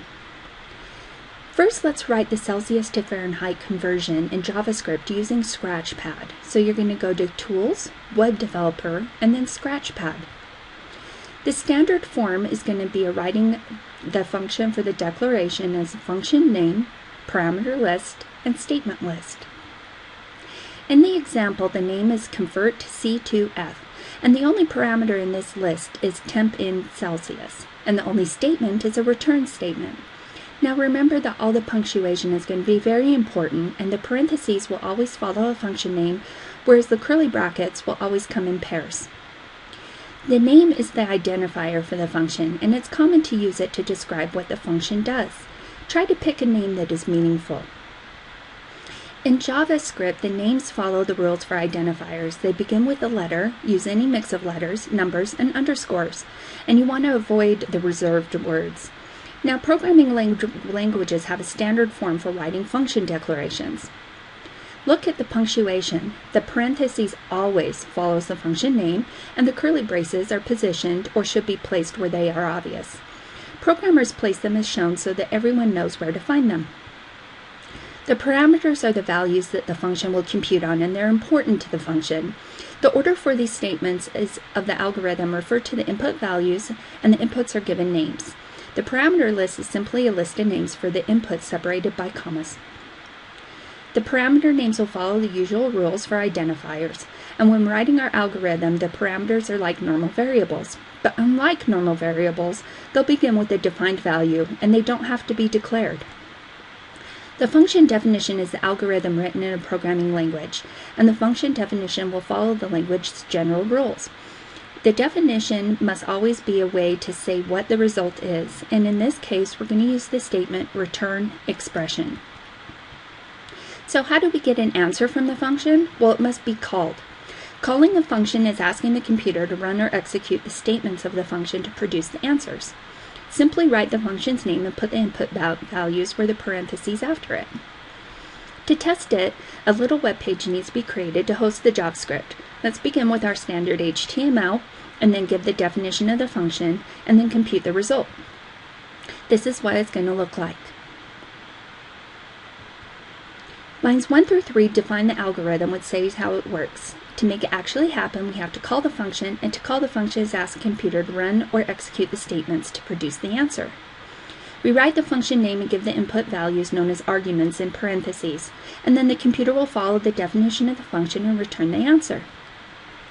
A function's declaration is different from its call. The functions are declared only once, and it's unnecessary to tell the computer more than once how it works. For built-in functions, we don't even have to do that. Some programmer declared alert while writing the JavaScript interpreter. Functions are typically called many times, and answers they give are needed in many times. One declaration with many calls. Let's create a web page for testing our JavaScript. Use forms to test the script.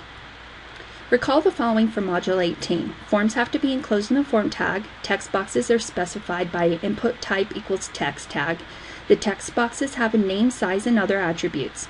Refer to the value or contents of the text box in TB in the first form of a page, and write document.form.o_TB value. The main event handler of interest is onChange. The onChange event handler will recognize when the value is entered into the Celsius window, and it will handle it as we direct. The temp in window is where Celsius temperature is entered. Temp out will show the result. Remember that JavaScript uses the input tag for both input and output. The handle onChange event with the function of this call will tell the input window that when it's changed, the value in that window should be an argument to convert C to F and assign the result in the display as value document.form0. This is what it's going to look like at this point. Now, flipping electronic coins is an unpredictable event whose two outcomes are equally probable. The computer can generate a random number between 0 and 1 and round to the nearest whole number. 0 could represent tails and 1 can represent heads. So about half the time the outcome is going to be tails and the rest would be heads. But aren't computers completely deterministic? Given a program and its input, isn't the outcome perfectly predictable? They are not random in any way. So computers generate pseudo-random numbers. A pseudo-random number is an invention of computer science. This algorithm will produce a sequence of numbers that passes the statistical test for randomness. A sequence of pseudo-random numbers between 0 and 1 and has a property about half are closer to 0 and the others are closer to 1. This sequence of items, when rounded to the nearest whole number, behave like a coin flip. You know the algorithm and the starting point, and you can predict the sequence. Random numbers are believable, and in JavaScript, the random number generator is called math.random. So when coin flipped is called, it returns with equal probability of 0 or 1. An obvious improvement would be to return heads or tails rather than numbers. So math.random will produce a result in the interval of 0, 1, and any number except 1 is possible within those limits. Now you want to multiply math.random by 2 and the interval over which the random numbers spread from 0 to. Generally, multiplying by n will expand the interval, and the numbers are whole numbers with decimal fractions. The endpoint's not possible, and if we throw away the decimal fraction, you'll get a whole number. So we can see heads or tails, flip, and then the text box here. You see that when we're using the coin flip and math round to math random, We're going to flip text, coin flip, equals 0. Return tails, else return heads. The last example is building a BMI index. We're going to feel similar to creating the Celsius Fahrenheit program, but BMI is going to use radio buttons to select the English or metric units. Now recall that radio buttons are specified with input tags and must be placed within the form tags as well. The following are additional features of radio buttons. All related radio buttons share the same name. If clicking one, the other should click off, and then they must have the same name. And radio buttons can be preset by writing checked or checked equals, and then in the single quotation marks, checked. On-click event handlers must also be written for the radio buttons. So what should happen when the user clicks the radio button?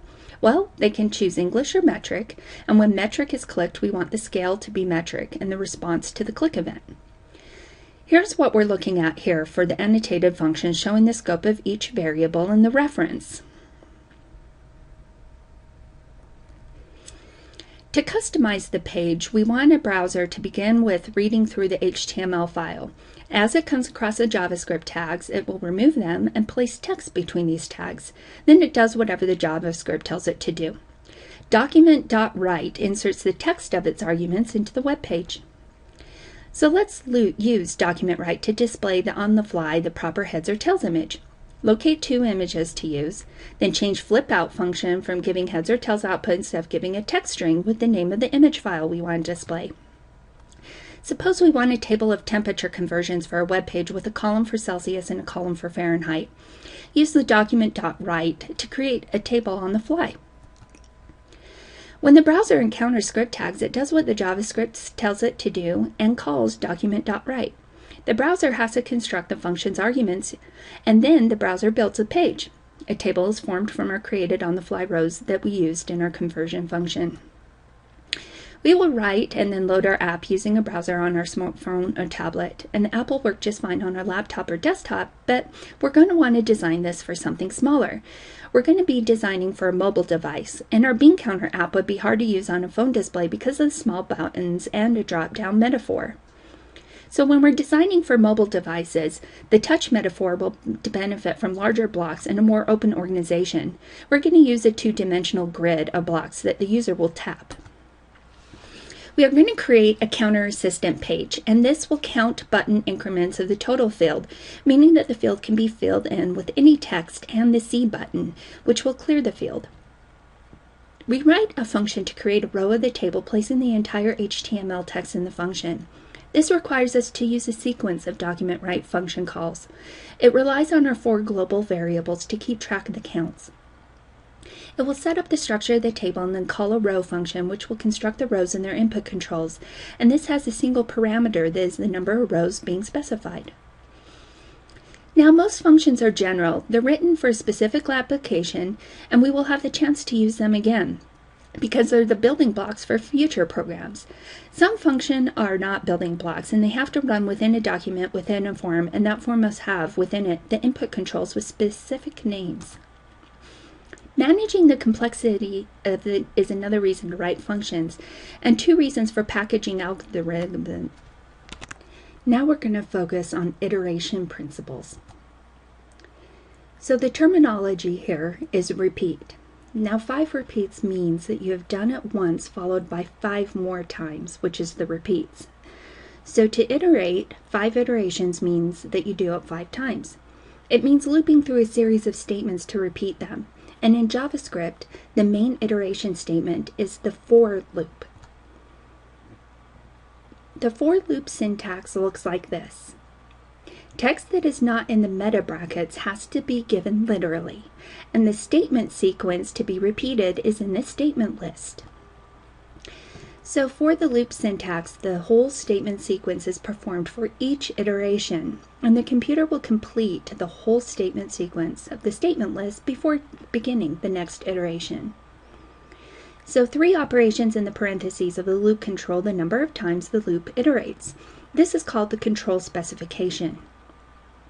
We can use an iteration variable, and they are normal variables and can be declared. This example uses j as the iteration variable. So here we have initialization. This sets the iteration variable's variable for the first, if any, iteration of the loop. Continuation has the same form as the predicate in a conditional statement, and if the continuation test fails outcome, then the loop will terminate and the statement list will be skipped. The continuation has a true outcome, then the statement list will be performed. When the statements are completed, the next iteration operation is performed, and the next iteration changes the iteration variable. The next iteration will start with a continuation test, performing the same sequence of operations, and it will proceed until the continuation test has a false outcome, terminating the loop. This is what the general form looks like, and you can see the specific example on the right with the J. Now, Table 20.1 in your text gives the sequence of operations on J from the for loop with control specifications. Here's an example. The text she said, and then it produces the following alert box. Iteration variables are normal variables, but just used in iteration. They have to be declared using the same rules for identifiers, and programmers tend to choose short or even single-letter identifiers for iteration. Things such as I, J, and K are the most common. They can begin anywhere, including with negative numbers or fractional numbers, and J will assume that the values 2.5, 3.5, 4.5, and 5.5 if you start with the 2.5 as your variable. If you can begin an iteration anywhere, you can also end it anywhere. And the continuation test follows the rules for predicates if the test is if statements. The test is any expression resulting in a Boolean value, and it involves the iteration variable. Next iteration also allows considerable freedom. It allows you to specify how big or how small the change in the iteration variable should be, and the amount of change is known as the step or step size. The variable is often used in computations in the statement list, and it's important that you focus on the values of the iteration variable during the loop. Here's an example. World famous iteration, or WFI. JavaScript uses the same for loop statement structure as other popular programming languages like Java, C++, and C, using the form just described. For loops are relatively error-free, but it's possible to create infinite loops. So think of what could go wrong if a loop in a program has to have a continuation test or it never ever terminates. The fifth property of algorithms is that they must be finite, or they have to stop and report that no answer is possible. If the test is based on values that don't change in the loop, the outcome of the test will never change. The loop, then, will never end. Note I and J above. Let's use rand number 2 from Module 19. It will return the 0, which is tails, or the 1, which is heads, and flip the coin 100 times. Let's use WFI to do this. So you can see here that the WFI is using I equals 0, I less than 100, I plus plus, and the random numbers. You can see the WFI statement on line 3 here. Every loop in a program must have a continuation test or it will never terminate, and because there's a test doesn't mean that it will stop. It's just a condition based on a value that's changing during the loop. All programming languages allow loops to nest. Inner and outer loops must use different iteration variables, or else they're going to interfere with each other. Indexing is the process of creating a sequence of names by associating the base name with a number, and each indexed item is called an element of the base name sequence. The index is enclosed in square brackets in JavaScript. In programming, an index base name is called an array. Arrays have to be declared, and they're declared by using var, new array, and then the number of elements. Notice the array starts with an uppercase A. Variables are or are not arrays. So in this case, the identifier is being declared, and the new array 7 specifies that the identifier will be an array variable. The number in parentheses gives the number of array elements, and to refer to an array's length, we're going to use the variable length. So we have a couple of rules that we need to adhere to here. First of all, arrays are normal variables initialized by a new array. Then the number of elements in the declaration is the number of array elements. Indexing begins at 0, and the elements in an array is its length. The greatest index of an array is the number of elements minus 1 because the origin is 0. An array reference consists of an array name with an index that's enclosed in brackets, and the value to which the index evaluates must be less than the array's length. See this example below. The number in the bracket is called in the subscript. The origin of WFI is perfect for O-origin indexing. It easily allows for iterating through all the values of an array. Movies, cartoons, and etc. animate by the rapid display of many small pictures known as frames. The human visual perception is relatively slow, so it's fooled into observing smooth motion when the display rate is about 30 frames per second or 30 Hertz. Iteration, arrays, and indexing can all be used for animation. A really common animation is the GIF images for Busy. These files are available at the following web address, and you can see that it just highlights and moves so that when it goes into a frame rate, it gives the illusion that these are circling. JavaScript animation requires three things: a timer to initiate the animation, prefetching the frames, and redrawing a web page image. The animation is going to be shown in a web browser, and they're event-driven, so it's going to sit idle until the event occurs. Then they'll act and idly wait for the next event and then repeat. Animation doesn't require constant action. It just needs to happen every 30 milliseconds. Then turn the activity of drawing to the next frame of an event. Programmers typically type 1 tick per millisecond, and timers in JavaScript are intuitive. The command to set a timer is shown below. The event handler is the string giving the JavaScript computation that runs when the timer goes off. The duration is a positive number in milliseconds, saying when the timer should go off. The last step for the function must be set to the timer so that it wakes up again, or the animation is going to stop. An example here is to display a frame in 30 milliseconds using the function animate. 30 milliseconds later, the computer will run the animate function and display the frame. Using a handle to refer to a timer, the computer can keep track of many different times at once. They use a special code called the handle to identify which timer is being used.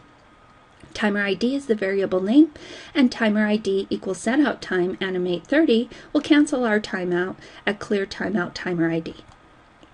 Using buttons to start and stop the animation, we're going to use the set timeout and stop clear timeout animation. The start button will set the timer for the first time, the animation will keep going on its own, and then the stop button will clear the timer or stop the animation.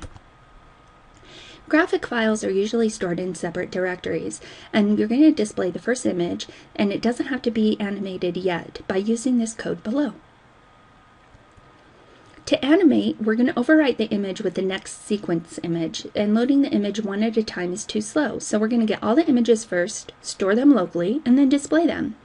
Images are already numbered to keep track of where they are in the sequence.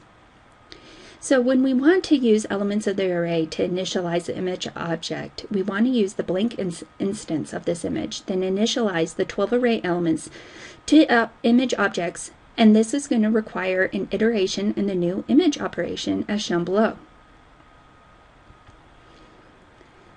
Now, prefetching uses the source component, and the field called src or source is where the image source is stored. The browser is going to save the name, get the file, and store it in memory. Note how the file name is built using the iteration concatenation. There's two important differences here. Prefetching is not visible on the screen, and the image source is visible on the screen. The advantage to use both is that there's going to be an initial image and then the animation will occur. The third step is redrawing the image. To animate, we need to override it with the images that were prefetched. Browsers keep an array of the images used on the page in the DOM. When the image source is encountered, the browser will fill in its images, and to change the initial frame, you're going to write the code as below. Then you're going to define the animate event handler. This is going to make the busy icon sweep through all the I values cyclically every 30 milliseconds. You're going to animate the event handler, and this will overwrite the image, set it up for the next frame, and set the timer to call itself again. So now we're going to complete our busy animation. You can see that the 12 GIF files are stored in a folder called GIF pics, and all of the iteration variables are set as below. 3 key ideas. saving state, the app needs to remember which picture to display next. Prefetching, just as the busy animation prefetched images and stored them locally so they could be displayed rapidly, the RPS app does the same. And changing document.images, we use an array known as document.image. So in summary, the basics for loop iteration: the control is a part of a for statement which is written in parentheses, and the statement list is enclosed in curly braces. With each iteration, the entire statement list is performed. Then in JavaScript for statement, the initialization component is executed first. The principles of iteration ensure that every iteration contains a test and that the test is dependent on variables that will change in the loop. The for statement is very flexible, and programmers routinely use the world-famous iteration, or WFI. In indexing, we create a series of names by associating a number with a base name, and the array elements referenced by giving the name in a non-negative index in brackets can be used like ordinary variables. The basic concepts of online animation achieve the appearance of motion by rapidly displaying a series of still frames. And when animating information displayed by a web browser, we need to prefetch the images so that they're readily accessible for rapid display. Now let's talk about the basics of networking. In this, we're going to state and apply the decomposition principle. We're going to explain a problem-solving strategy used in the creation for smooth motion application, explain the use of JavaScript operations for iteration, and explain how mouse events are handled in smooth motion. So here we're going to do a problem in which we're going to understand. Let's look at an example called smooth motion application. What we're going to do here is move the cursor across the bound boxes smoothly to make a raising staircase pattern in the window. So how this should work is the application should start up automatically 5 seconds after it's loaded. Then it will begin filling the grid from the right with stacks of blocks at a random height. These blocks will move steadily to the left at a rate determined by the control, and the random stack generation will continue until the user places the mouse cursor over one of the brown keys. When the mouse hovers over a key, then a stack of end blocks will appear in the grid. The goal is to move the mouse across the brown keys as smoothly as possible, and when the user has moved the mouse smoothly enough to create a perfect staircase rising to the right in the grid, the action will stop. The process can be started or stopped at any point using the go and stop buttons, and the speed selections are given in milliseconds and describe the rate at which the blocks move to the left. The test will require smooth mouse motion across the keys from left to right at a rate corresponding to the frame rate of the grid animation. So how do we plan the smooth motion? Well, there are timer events for both the animation and the mouse events for the controls that happen simultaneously. We approach it in a methodical step-by-step way, applying a standard divide and conquer technique to simplify our work, and breaking the project into convenient, manageable pieces will ensure success. The decomposition principle is to divide a large task into smaller subtasks that can be solved separately, and then combining their solutions to produce the overall solution. The decomposition principle can be applied to each of the subtasks, producing even smaller subtasks. The components become small enough that they become solvable. An obvious beginning point for applying the decomposition principle is listed below. Decide on the problem-solving strategy by doing a decomposition of the problem into solvable tasks, and then strategize how to solve each of the parts. Then we're going to build the UI. This will provide a place to test and save the solutions in the other tasks and organize the structure where we can add the JavaScript to code it. We only want to build a really basic primitive page, and we're going to split it into a working prototype and then embellish the second. So we have tasks that rely or depend on the solution of other parts. They don't rely on the solution of other tasks. They're going to be called independent, and they should be done first. Any ones that do depend on the independent tasks will be done next, and then those that depend on them will follow, and so on. So consider the dependencies. Plan to schedule the tasks based on the rule that perform any task when all the tasks dependent on it are solved. If all the tasks are mutually dependent, then begin on the dependent tasks and do them as far as possible until they need the results of another one, and then work on the other task. So to keep track of many dependencies can be confusing. Engineers and managers draw a task dependency graph or a PERT chart. There are several ways to draw them. You can use circles and arrows to show dependencies, or you can put a task at the head of the arrow, which means it depends on the task at the tail of the arrow. So this is what a PERT chart looks like. The strategy here is to build a GUI for the basic web page, animate the grid, sense the keys, detect the staircase, build controls, assemble the overall design, and then print the design. The full UI for smooth motion is going to be a table, a heading, grid, keys, controls, and instructions, and the basic structure will be the structural page. We're going to include a table, heading, and instructions, a background color, a font style and color, and center the application on the page. The easiest to build tables inside out using copy and paste and construct the generic table cell using the TD tags. Then to replicate a row, enclose it in TR tags, and replicate the row to enclose in the table tag, and then fill it in. For the heading text, use H1, and for the instructions, use a P tag. Because the instruction text has a different text color than the other, set the font color. And note the middle 3 rows are empty because they're white space, but these are still going to be defined in your HTML. This is what we should look like at this point. We have the smooth motion and then just our 3 rows because we're working in the table that's going to be empty at this point. Row 1 is your smooth motion header and row 5 is your instructions. The animate grid text animates the 7x20 or 140 grid blocks and moving right to left. This task is complicated to solve directly, so we're going to apply the decomposition principle again. So, the busy animation from Module 20 illustrated the basic steps of animation. Define and place the initial image, prefetch the frames inside the timer, and build the timer event handler. Observations regarding the frames for the columns of blocks is going to review how the application is supposed to work because we notice it only discusses stacks. This implies that there's no motion of images vertically, only horizontally, and the horizontal motion is going to be limited to moving from right to left. So we don't have to animate the individual squares. The images can be whole columns, and that simplification reduces the total number of images in the grid to 20. A new subtask is used to define and organize the column frames. Consider now the motion of an image. Each time, the step, any column is replaced by the column to its right.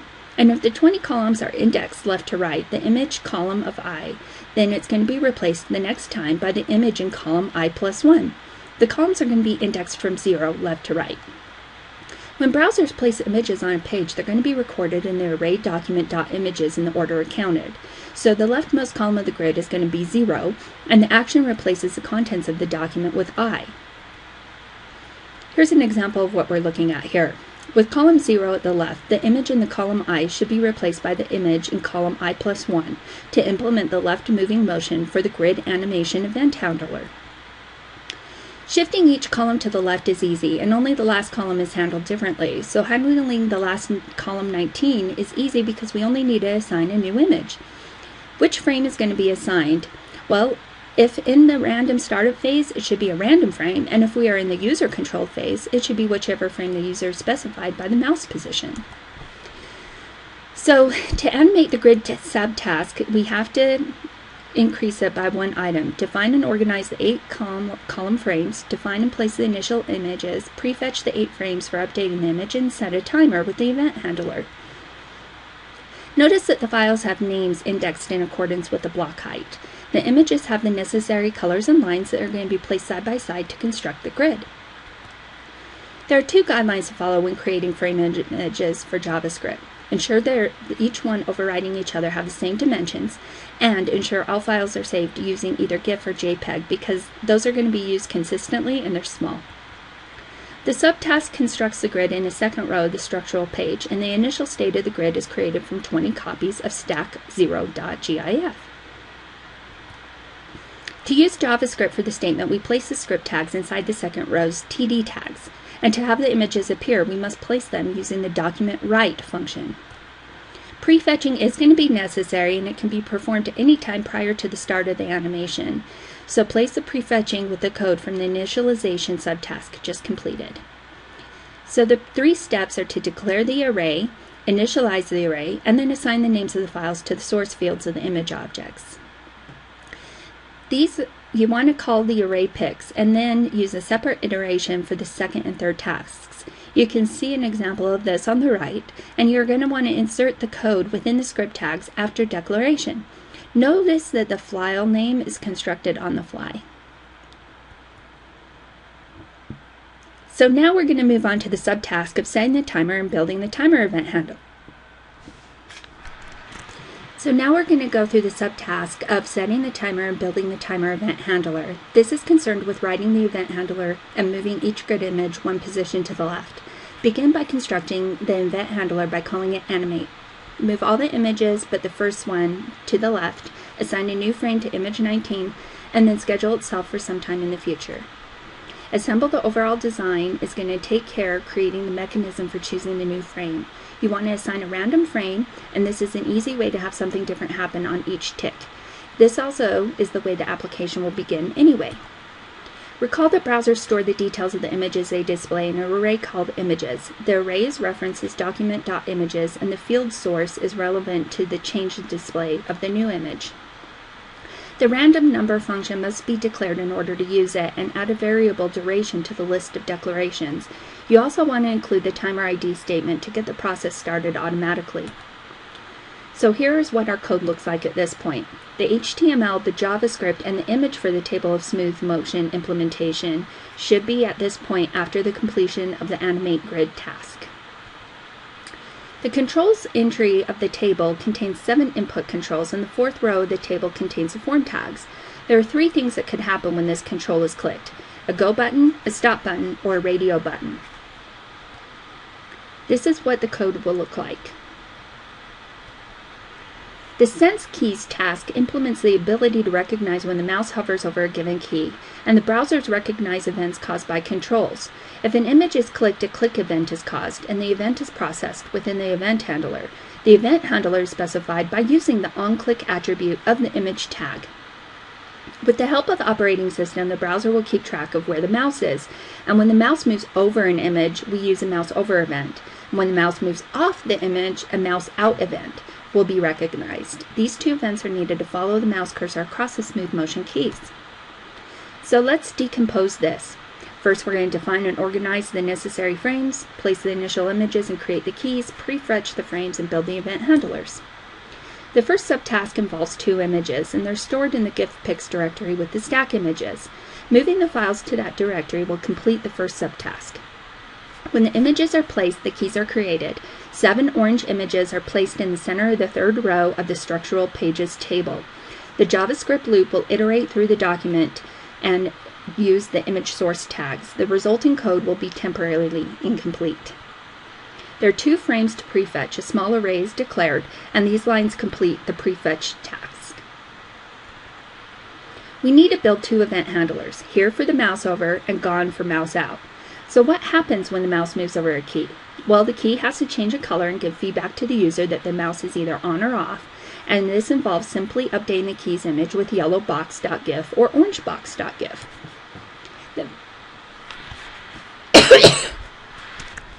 The last part of building the event handlers is to make the key's position a parameter. Here is going to solve the problem of mismatched indices, and gone is because we don't know where the mouse is moving to. If the mouse moves to another key, the mouse over event handler is going to be called upon immediately. Now the 2 mouse event handler functions have their position parameter specified by the for loops iteration variable of j. Now we can test the Sense Keys task solution by making a tiny change in the grid animation event handler of animate. Now notice the JavaScript for the Sense Keys task above. The 2 declarations and the 2 event handlers are not shown here. Animation will stop when the user has manipulated the mouse to create a rising staircase, and this can occur when the frame values for 7 consecutive animate calls. The value of the frame will tell the animate event handler which stack frame to display, and if it displays the 7 frames in order on 7 consecutive ticks, then there's going to be a staircase. So you can do this through several different techniques. You can keep an array of the 7 most recent frame values and check each time to see if the desired sequence occurs. You can look at the source field in the last 7 images of the grid to see if they have the right sequence of file names, and you can also predict the next frame value. Now we're going to modify the animate function right at the point where it's about to set the timer for the next tick. If the staircase is found, then there's going to be no next tick. The build controls task is performed out of order, and this is because it's convenient for us. It's easier for us to assemble the overall design ahead of time, and display the randomly selected stacks of blocks isn't going to currently work. So it's time to put the animate grid task back in. We're going to set image 19 to frame or random number 8, depending on whether the user has ever passed over the mouse key. The mouse over event handler will recognize the situation and start out with a frame initialized to an erroneous number and test it in the animate event handler. If it is there, the mouse hasn't passed over the keys for the first time. If anything else, it means it has. So now we're going to assemble the overall design. So what we had before will now become this as shown below.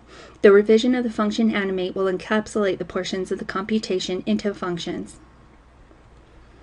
Now we're going to primp our design. We're going to put in some cell padding and revise the instruction colors. Both these enhancements are going to be programmed in the table and TD elements. Loops are going to save us from writing the same statement multiple times, and it simplifies programming, but you can decide which method is more convenient for you. The here and gone functions use a single parameter that's the position of a key in sequence, and the separate functions could have been written in which the key's position is used explicitly, but this would create many almost identical functions. So when managing the complexity with functions, you need to make sure that you're clarifying how the animation function works. People are going to see the function names and interpret them as describing what the function does, and this is going to give them the understanding of how the problem was solved and how the computer was instructed to solve it. In summary, to solve a problem, we did the following listed here. Now we're going to talk about the limits to computation. So do you think computers can think? Well, what is thinking? It is what people do. Alan Turing tried to answer this question. He's one of the pioneers of computing, and he decided to forget defining thinking and proposed an IQ test for the computer in 1950. So the Turing test is two identical rooms. Let's name them A and B. They're connected to a judge who can type questions directed to either room. A human occupies one room and a computer in the other, and the judge's goal is to decide based on answers received which room contains a computer. If the judge can't decide for certain, the computer can be said to be intelligent. So his experiment sidestepped the problem of defining thinking and got away from focusing on the specific abilities such as performing arithmetic. So when Turing convinced the test, no algorithmic process was known for analyzing English, as the word processors grammar checkers do today. Computers are still a long way from being perfect and good enough at language tasks that we can imagine a day when computers are better almost than humans. Spelling and grammar checks are based on rules of syntax, and the computer doesn't understand the context. So here's an example about Eliza, who's the doctor, and it was developed by MIT researcher Joseph Weizenbaum. She carried on a conversation as though she were a psychotherapist. Eliza was programmed to keep the dialogue going by asking questions and then requesting more information, and she took cues from words like mother and negative words like don't, hate, not, etc. But Eliza was not intelligent. Her response was just pre-programmed. Artificial intelligence is a part of computer science, but to be intelligent, a computer has to understand a situation and then reason to act on that understanding. Actions cannot be scripted or pre-programmed or predetermined, and systems would have to understand natural language or have real-world knowledge. So playing chess doesn't require natural language. It offers a challenging task that humans are good at and interested in, and it was predicted as early as 1952 that a computer would be a grand master, but it took more than a decade before computers could do much more than know the legal chess moves, well established as a litmus test for AI. A game tree is an evaluation function which gives a score for each move. If it's positive, it's good. If it's negative, it's bad. And the higher the score, the better the move. So the computer can evaluate or look ahead at the opponent's move and see how that will affect its move. This is what a game tree looks like. There are 28 moves possible from the current position and an average of 28 from each of those, and each of their descendants and so on. So there's 500 million boards on the computer that the computer must try to evaluate. So before picking a move, the computer must consider what the opponent might do, and then consider every possible next move and evaluate them. The best move for the opponent is presumably the worst move for the computer, and checking the whole game tree is generally impossible. If there's 28 moves possible from the current position and an average of 28 of each of those, that generates 500 million boards. So picking the best move at the first level is not necessarily the best strategy. You need to think about the advantages, strategize, sacrifice, and force behaviors. So this is where we get into using database knowledge. Basically, the computer needs more knowledge to play the game, and it will use a database of openings and endgames. Chess has been studied for so long.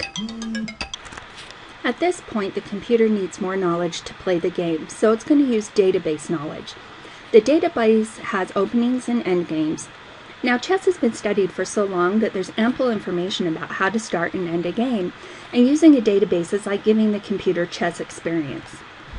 So slowly the chess programs get better and better, and eventually they started beating masters. Progress came with faster computers, complete databases, and better evaluation, and a thing called parallel computation, which is the application of several computers to one task. So the Deep Blue matches required a large database of prior knowledge on openings and endgames. This required special purpose hardware that allowed rapid evaluation of board positions. Deep Blue won by speed, and Blue simply looked deeper into possible moves. So when you're interpreting the outcome of the matches, the problem was basically solved by speed. Since Deep Blue looked deeper, they've demonstrated that computers can be intelligent, or that IBM's team is intelligent, but Deep Blue is completely specialized just to chess. So IBM also created a thing called Watson. In February 2011, this semantic analysis system competed and won a special edition of Jeopardy! So you can see the game winnings here, and Watson is a program with specialized functions and a huge database. The program is self-contained, parses English, formulates queries to its database, filters the results it receives, evaluates the relevance to the question, selects an answer, and then gives its answer in the form of spoken English. So here's the logic of Watson from David Ferrucci, Building Watson Overview, the Deep QA project in AI Magazine. The database is built from 200 million pages of unstructured input of encyclopedias, dictionaries, blogs, magazines, and so forth. Your standard desktop computer ran the Watson program. It would take 2 hours to answer one Jeopardy! Question, but Watson had to answer in 2 to 6 seconds, requiring 2,800 computers with terabytes of memory. Researchers analyzed the 20,000 previous Jeopardy! Questions for its lexical answer type, or LAT.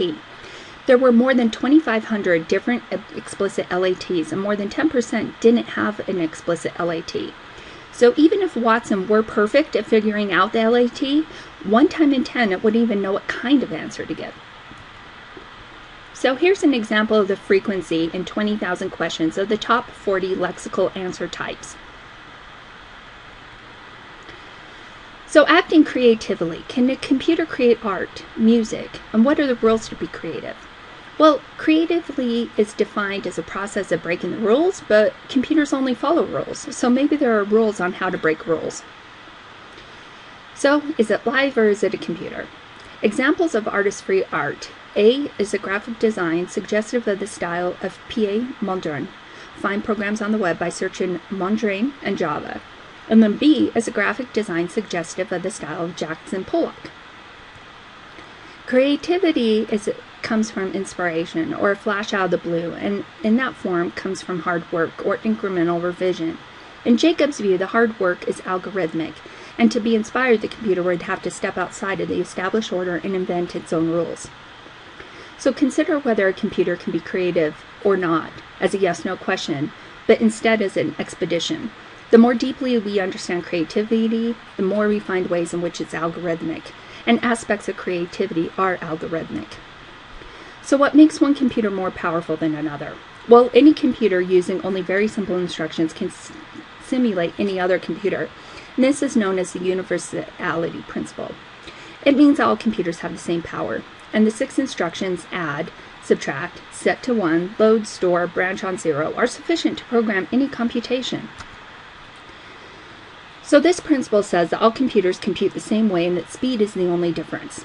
They claim that any computer can simulate any other computer, and that the disadvantage that simulation does work more slowly. Although both computers can realize the same computations, they perform them at different rates. So if all computers are the same, why do we need different copies of software to run on different platforms? Well, all computers have equal power in that they can do the same computations, but they don't use the same instructions. The processors have different instructions, different encodings, and a lot of other important differences. So new software with new features runs slowly on old machines, and two reasons are because hardware and software products are often incompatible with older machines, and software vendors don't support old machines.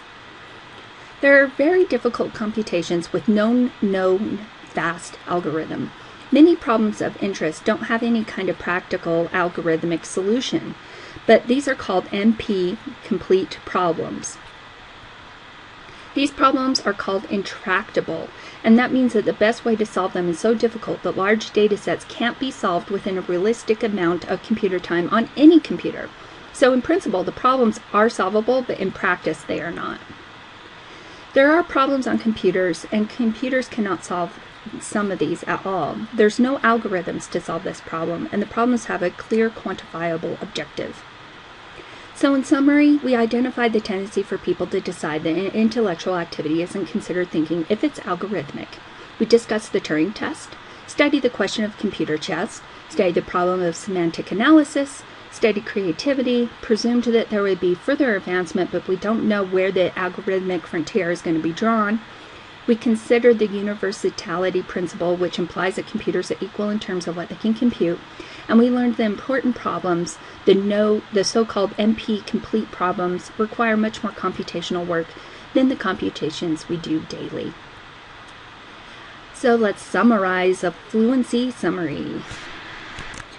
The last module in this course is a summary of IT fluency. In information structuring, remember that collections of information are structured hierarchically. They're organized by descriptive metadata into groups and subgroups, and this assists in locating specific items. Specifying the structure is as essential as specifying the content. The value of information depends on how effectively it can be used. So how will you collect and store your digital information? What will its structure be? How will it be organized? The computer won't know the structure, but you will. So what guidelines will you have or use as you move forward? These are going to be your strategies for non-algorithmic tasks. You need to think about what steps you will take for a rational approach to a task. Precision and the directed application of logical reasoning can solve problems great and small, algorithmic and non-algorithmic. So when it comes to IT fluency, less is more. Fluency knowledge is compartmentalized into three main components: skills, concepts, and capabilities. These components co-equal and are interdependent. Skills is the competency with which contemporary IT applications like word processing. Concepts is understanding the foundations on which computing is built. And capabilities is the facility with a higher level thinking process like reasoning. So let's talk a little bit more about skills. All skills require much detailed knowledge. The computer demands that we are exactly right, and it's very unforgiving. We can't use computers without knowing such facts or researching about them. With concepts, it might be quite detailed, but the basic ideas are not. Computing concepts are like other scientific information, where the ideas have to be explained in full to be understood. But after they're learned, only the ideas themselves and not the particulars are important for the non-specialist. In terms of capabilities, these are going to be the least detailed of all. They're mainly approaches to thinking, and they require you to remember almost no detail whatsoever. So moving forward, think abstractly about technology and the implications of an adaptive approach to learning. Don't memorize the tool's details. Learn the details as you need them. Information technology learning is a process of lifelong learning. To learn computing throughout life requires three activities. You need to pursue new IT uses that fulfill your personal needs. You need to be rational about asking for help and notice that new ideas and technology as they arise. Now, in pursuing new uses, learning becomes easier the more you know. You can learn IT on your own through practice and experimentation. When you're engaged in information processing tasks, determine whether you should use IT to help you. If you're becoming or have become a self-reliant computer and information user, you can still be in need of expert help. You can troubleshoot some of your own problems, but sometimes you're going to need assistance. If you figure it out, you become more experienced at troubleshooting, and if someone else helps, you may learn some new facts or skills. To learn about and apply the upcoming advances will require your attention to decide whether it's real or just hype. You need to be willing to learn about it and adopt a technology as soon as there's a high probability that it will assist you, but expect the technology to continue to improve and become obsolete quickly. And fluency enables us, the users, to shift gears. For technology users, the ability to manipulate the levels of IT is not an ability to deplore. Congratulations, you have now finished the study guide. Good luck on your test.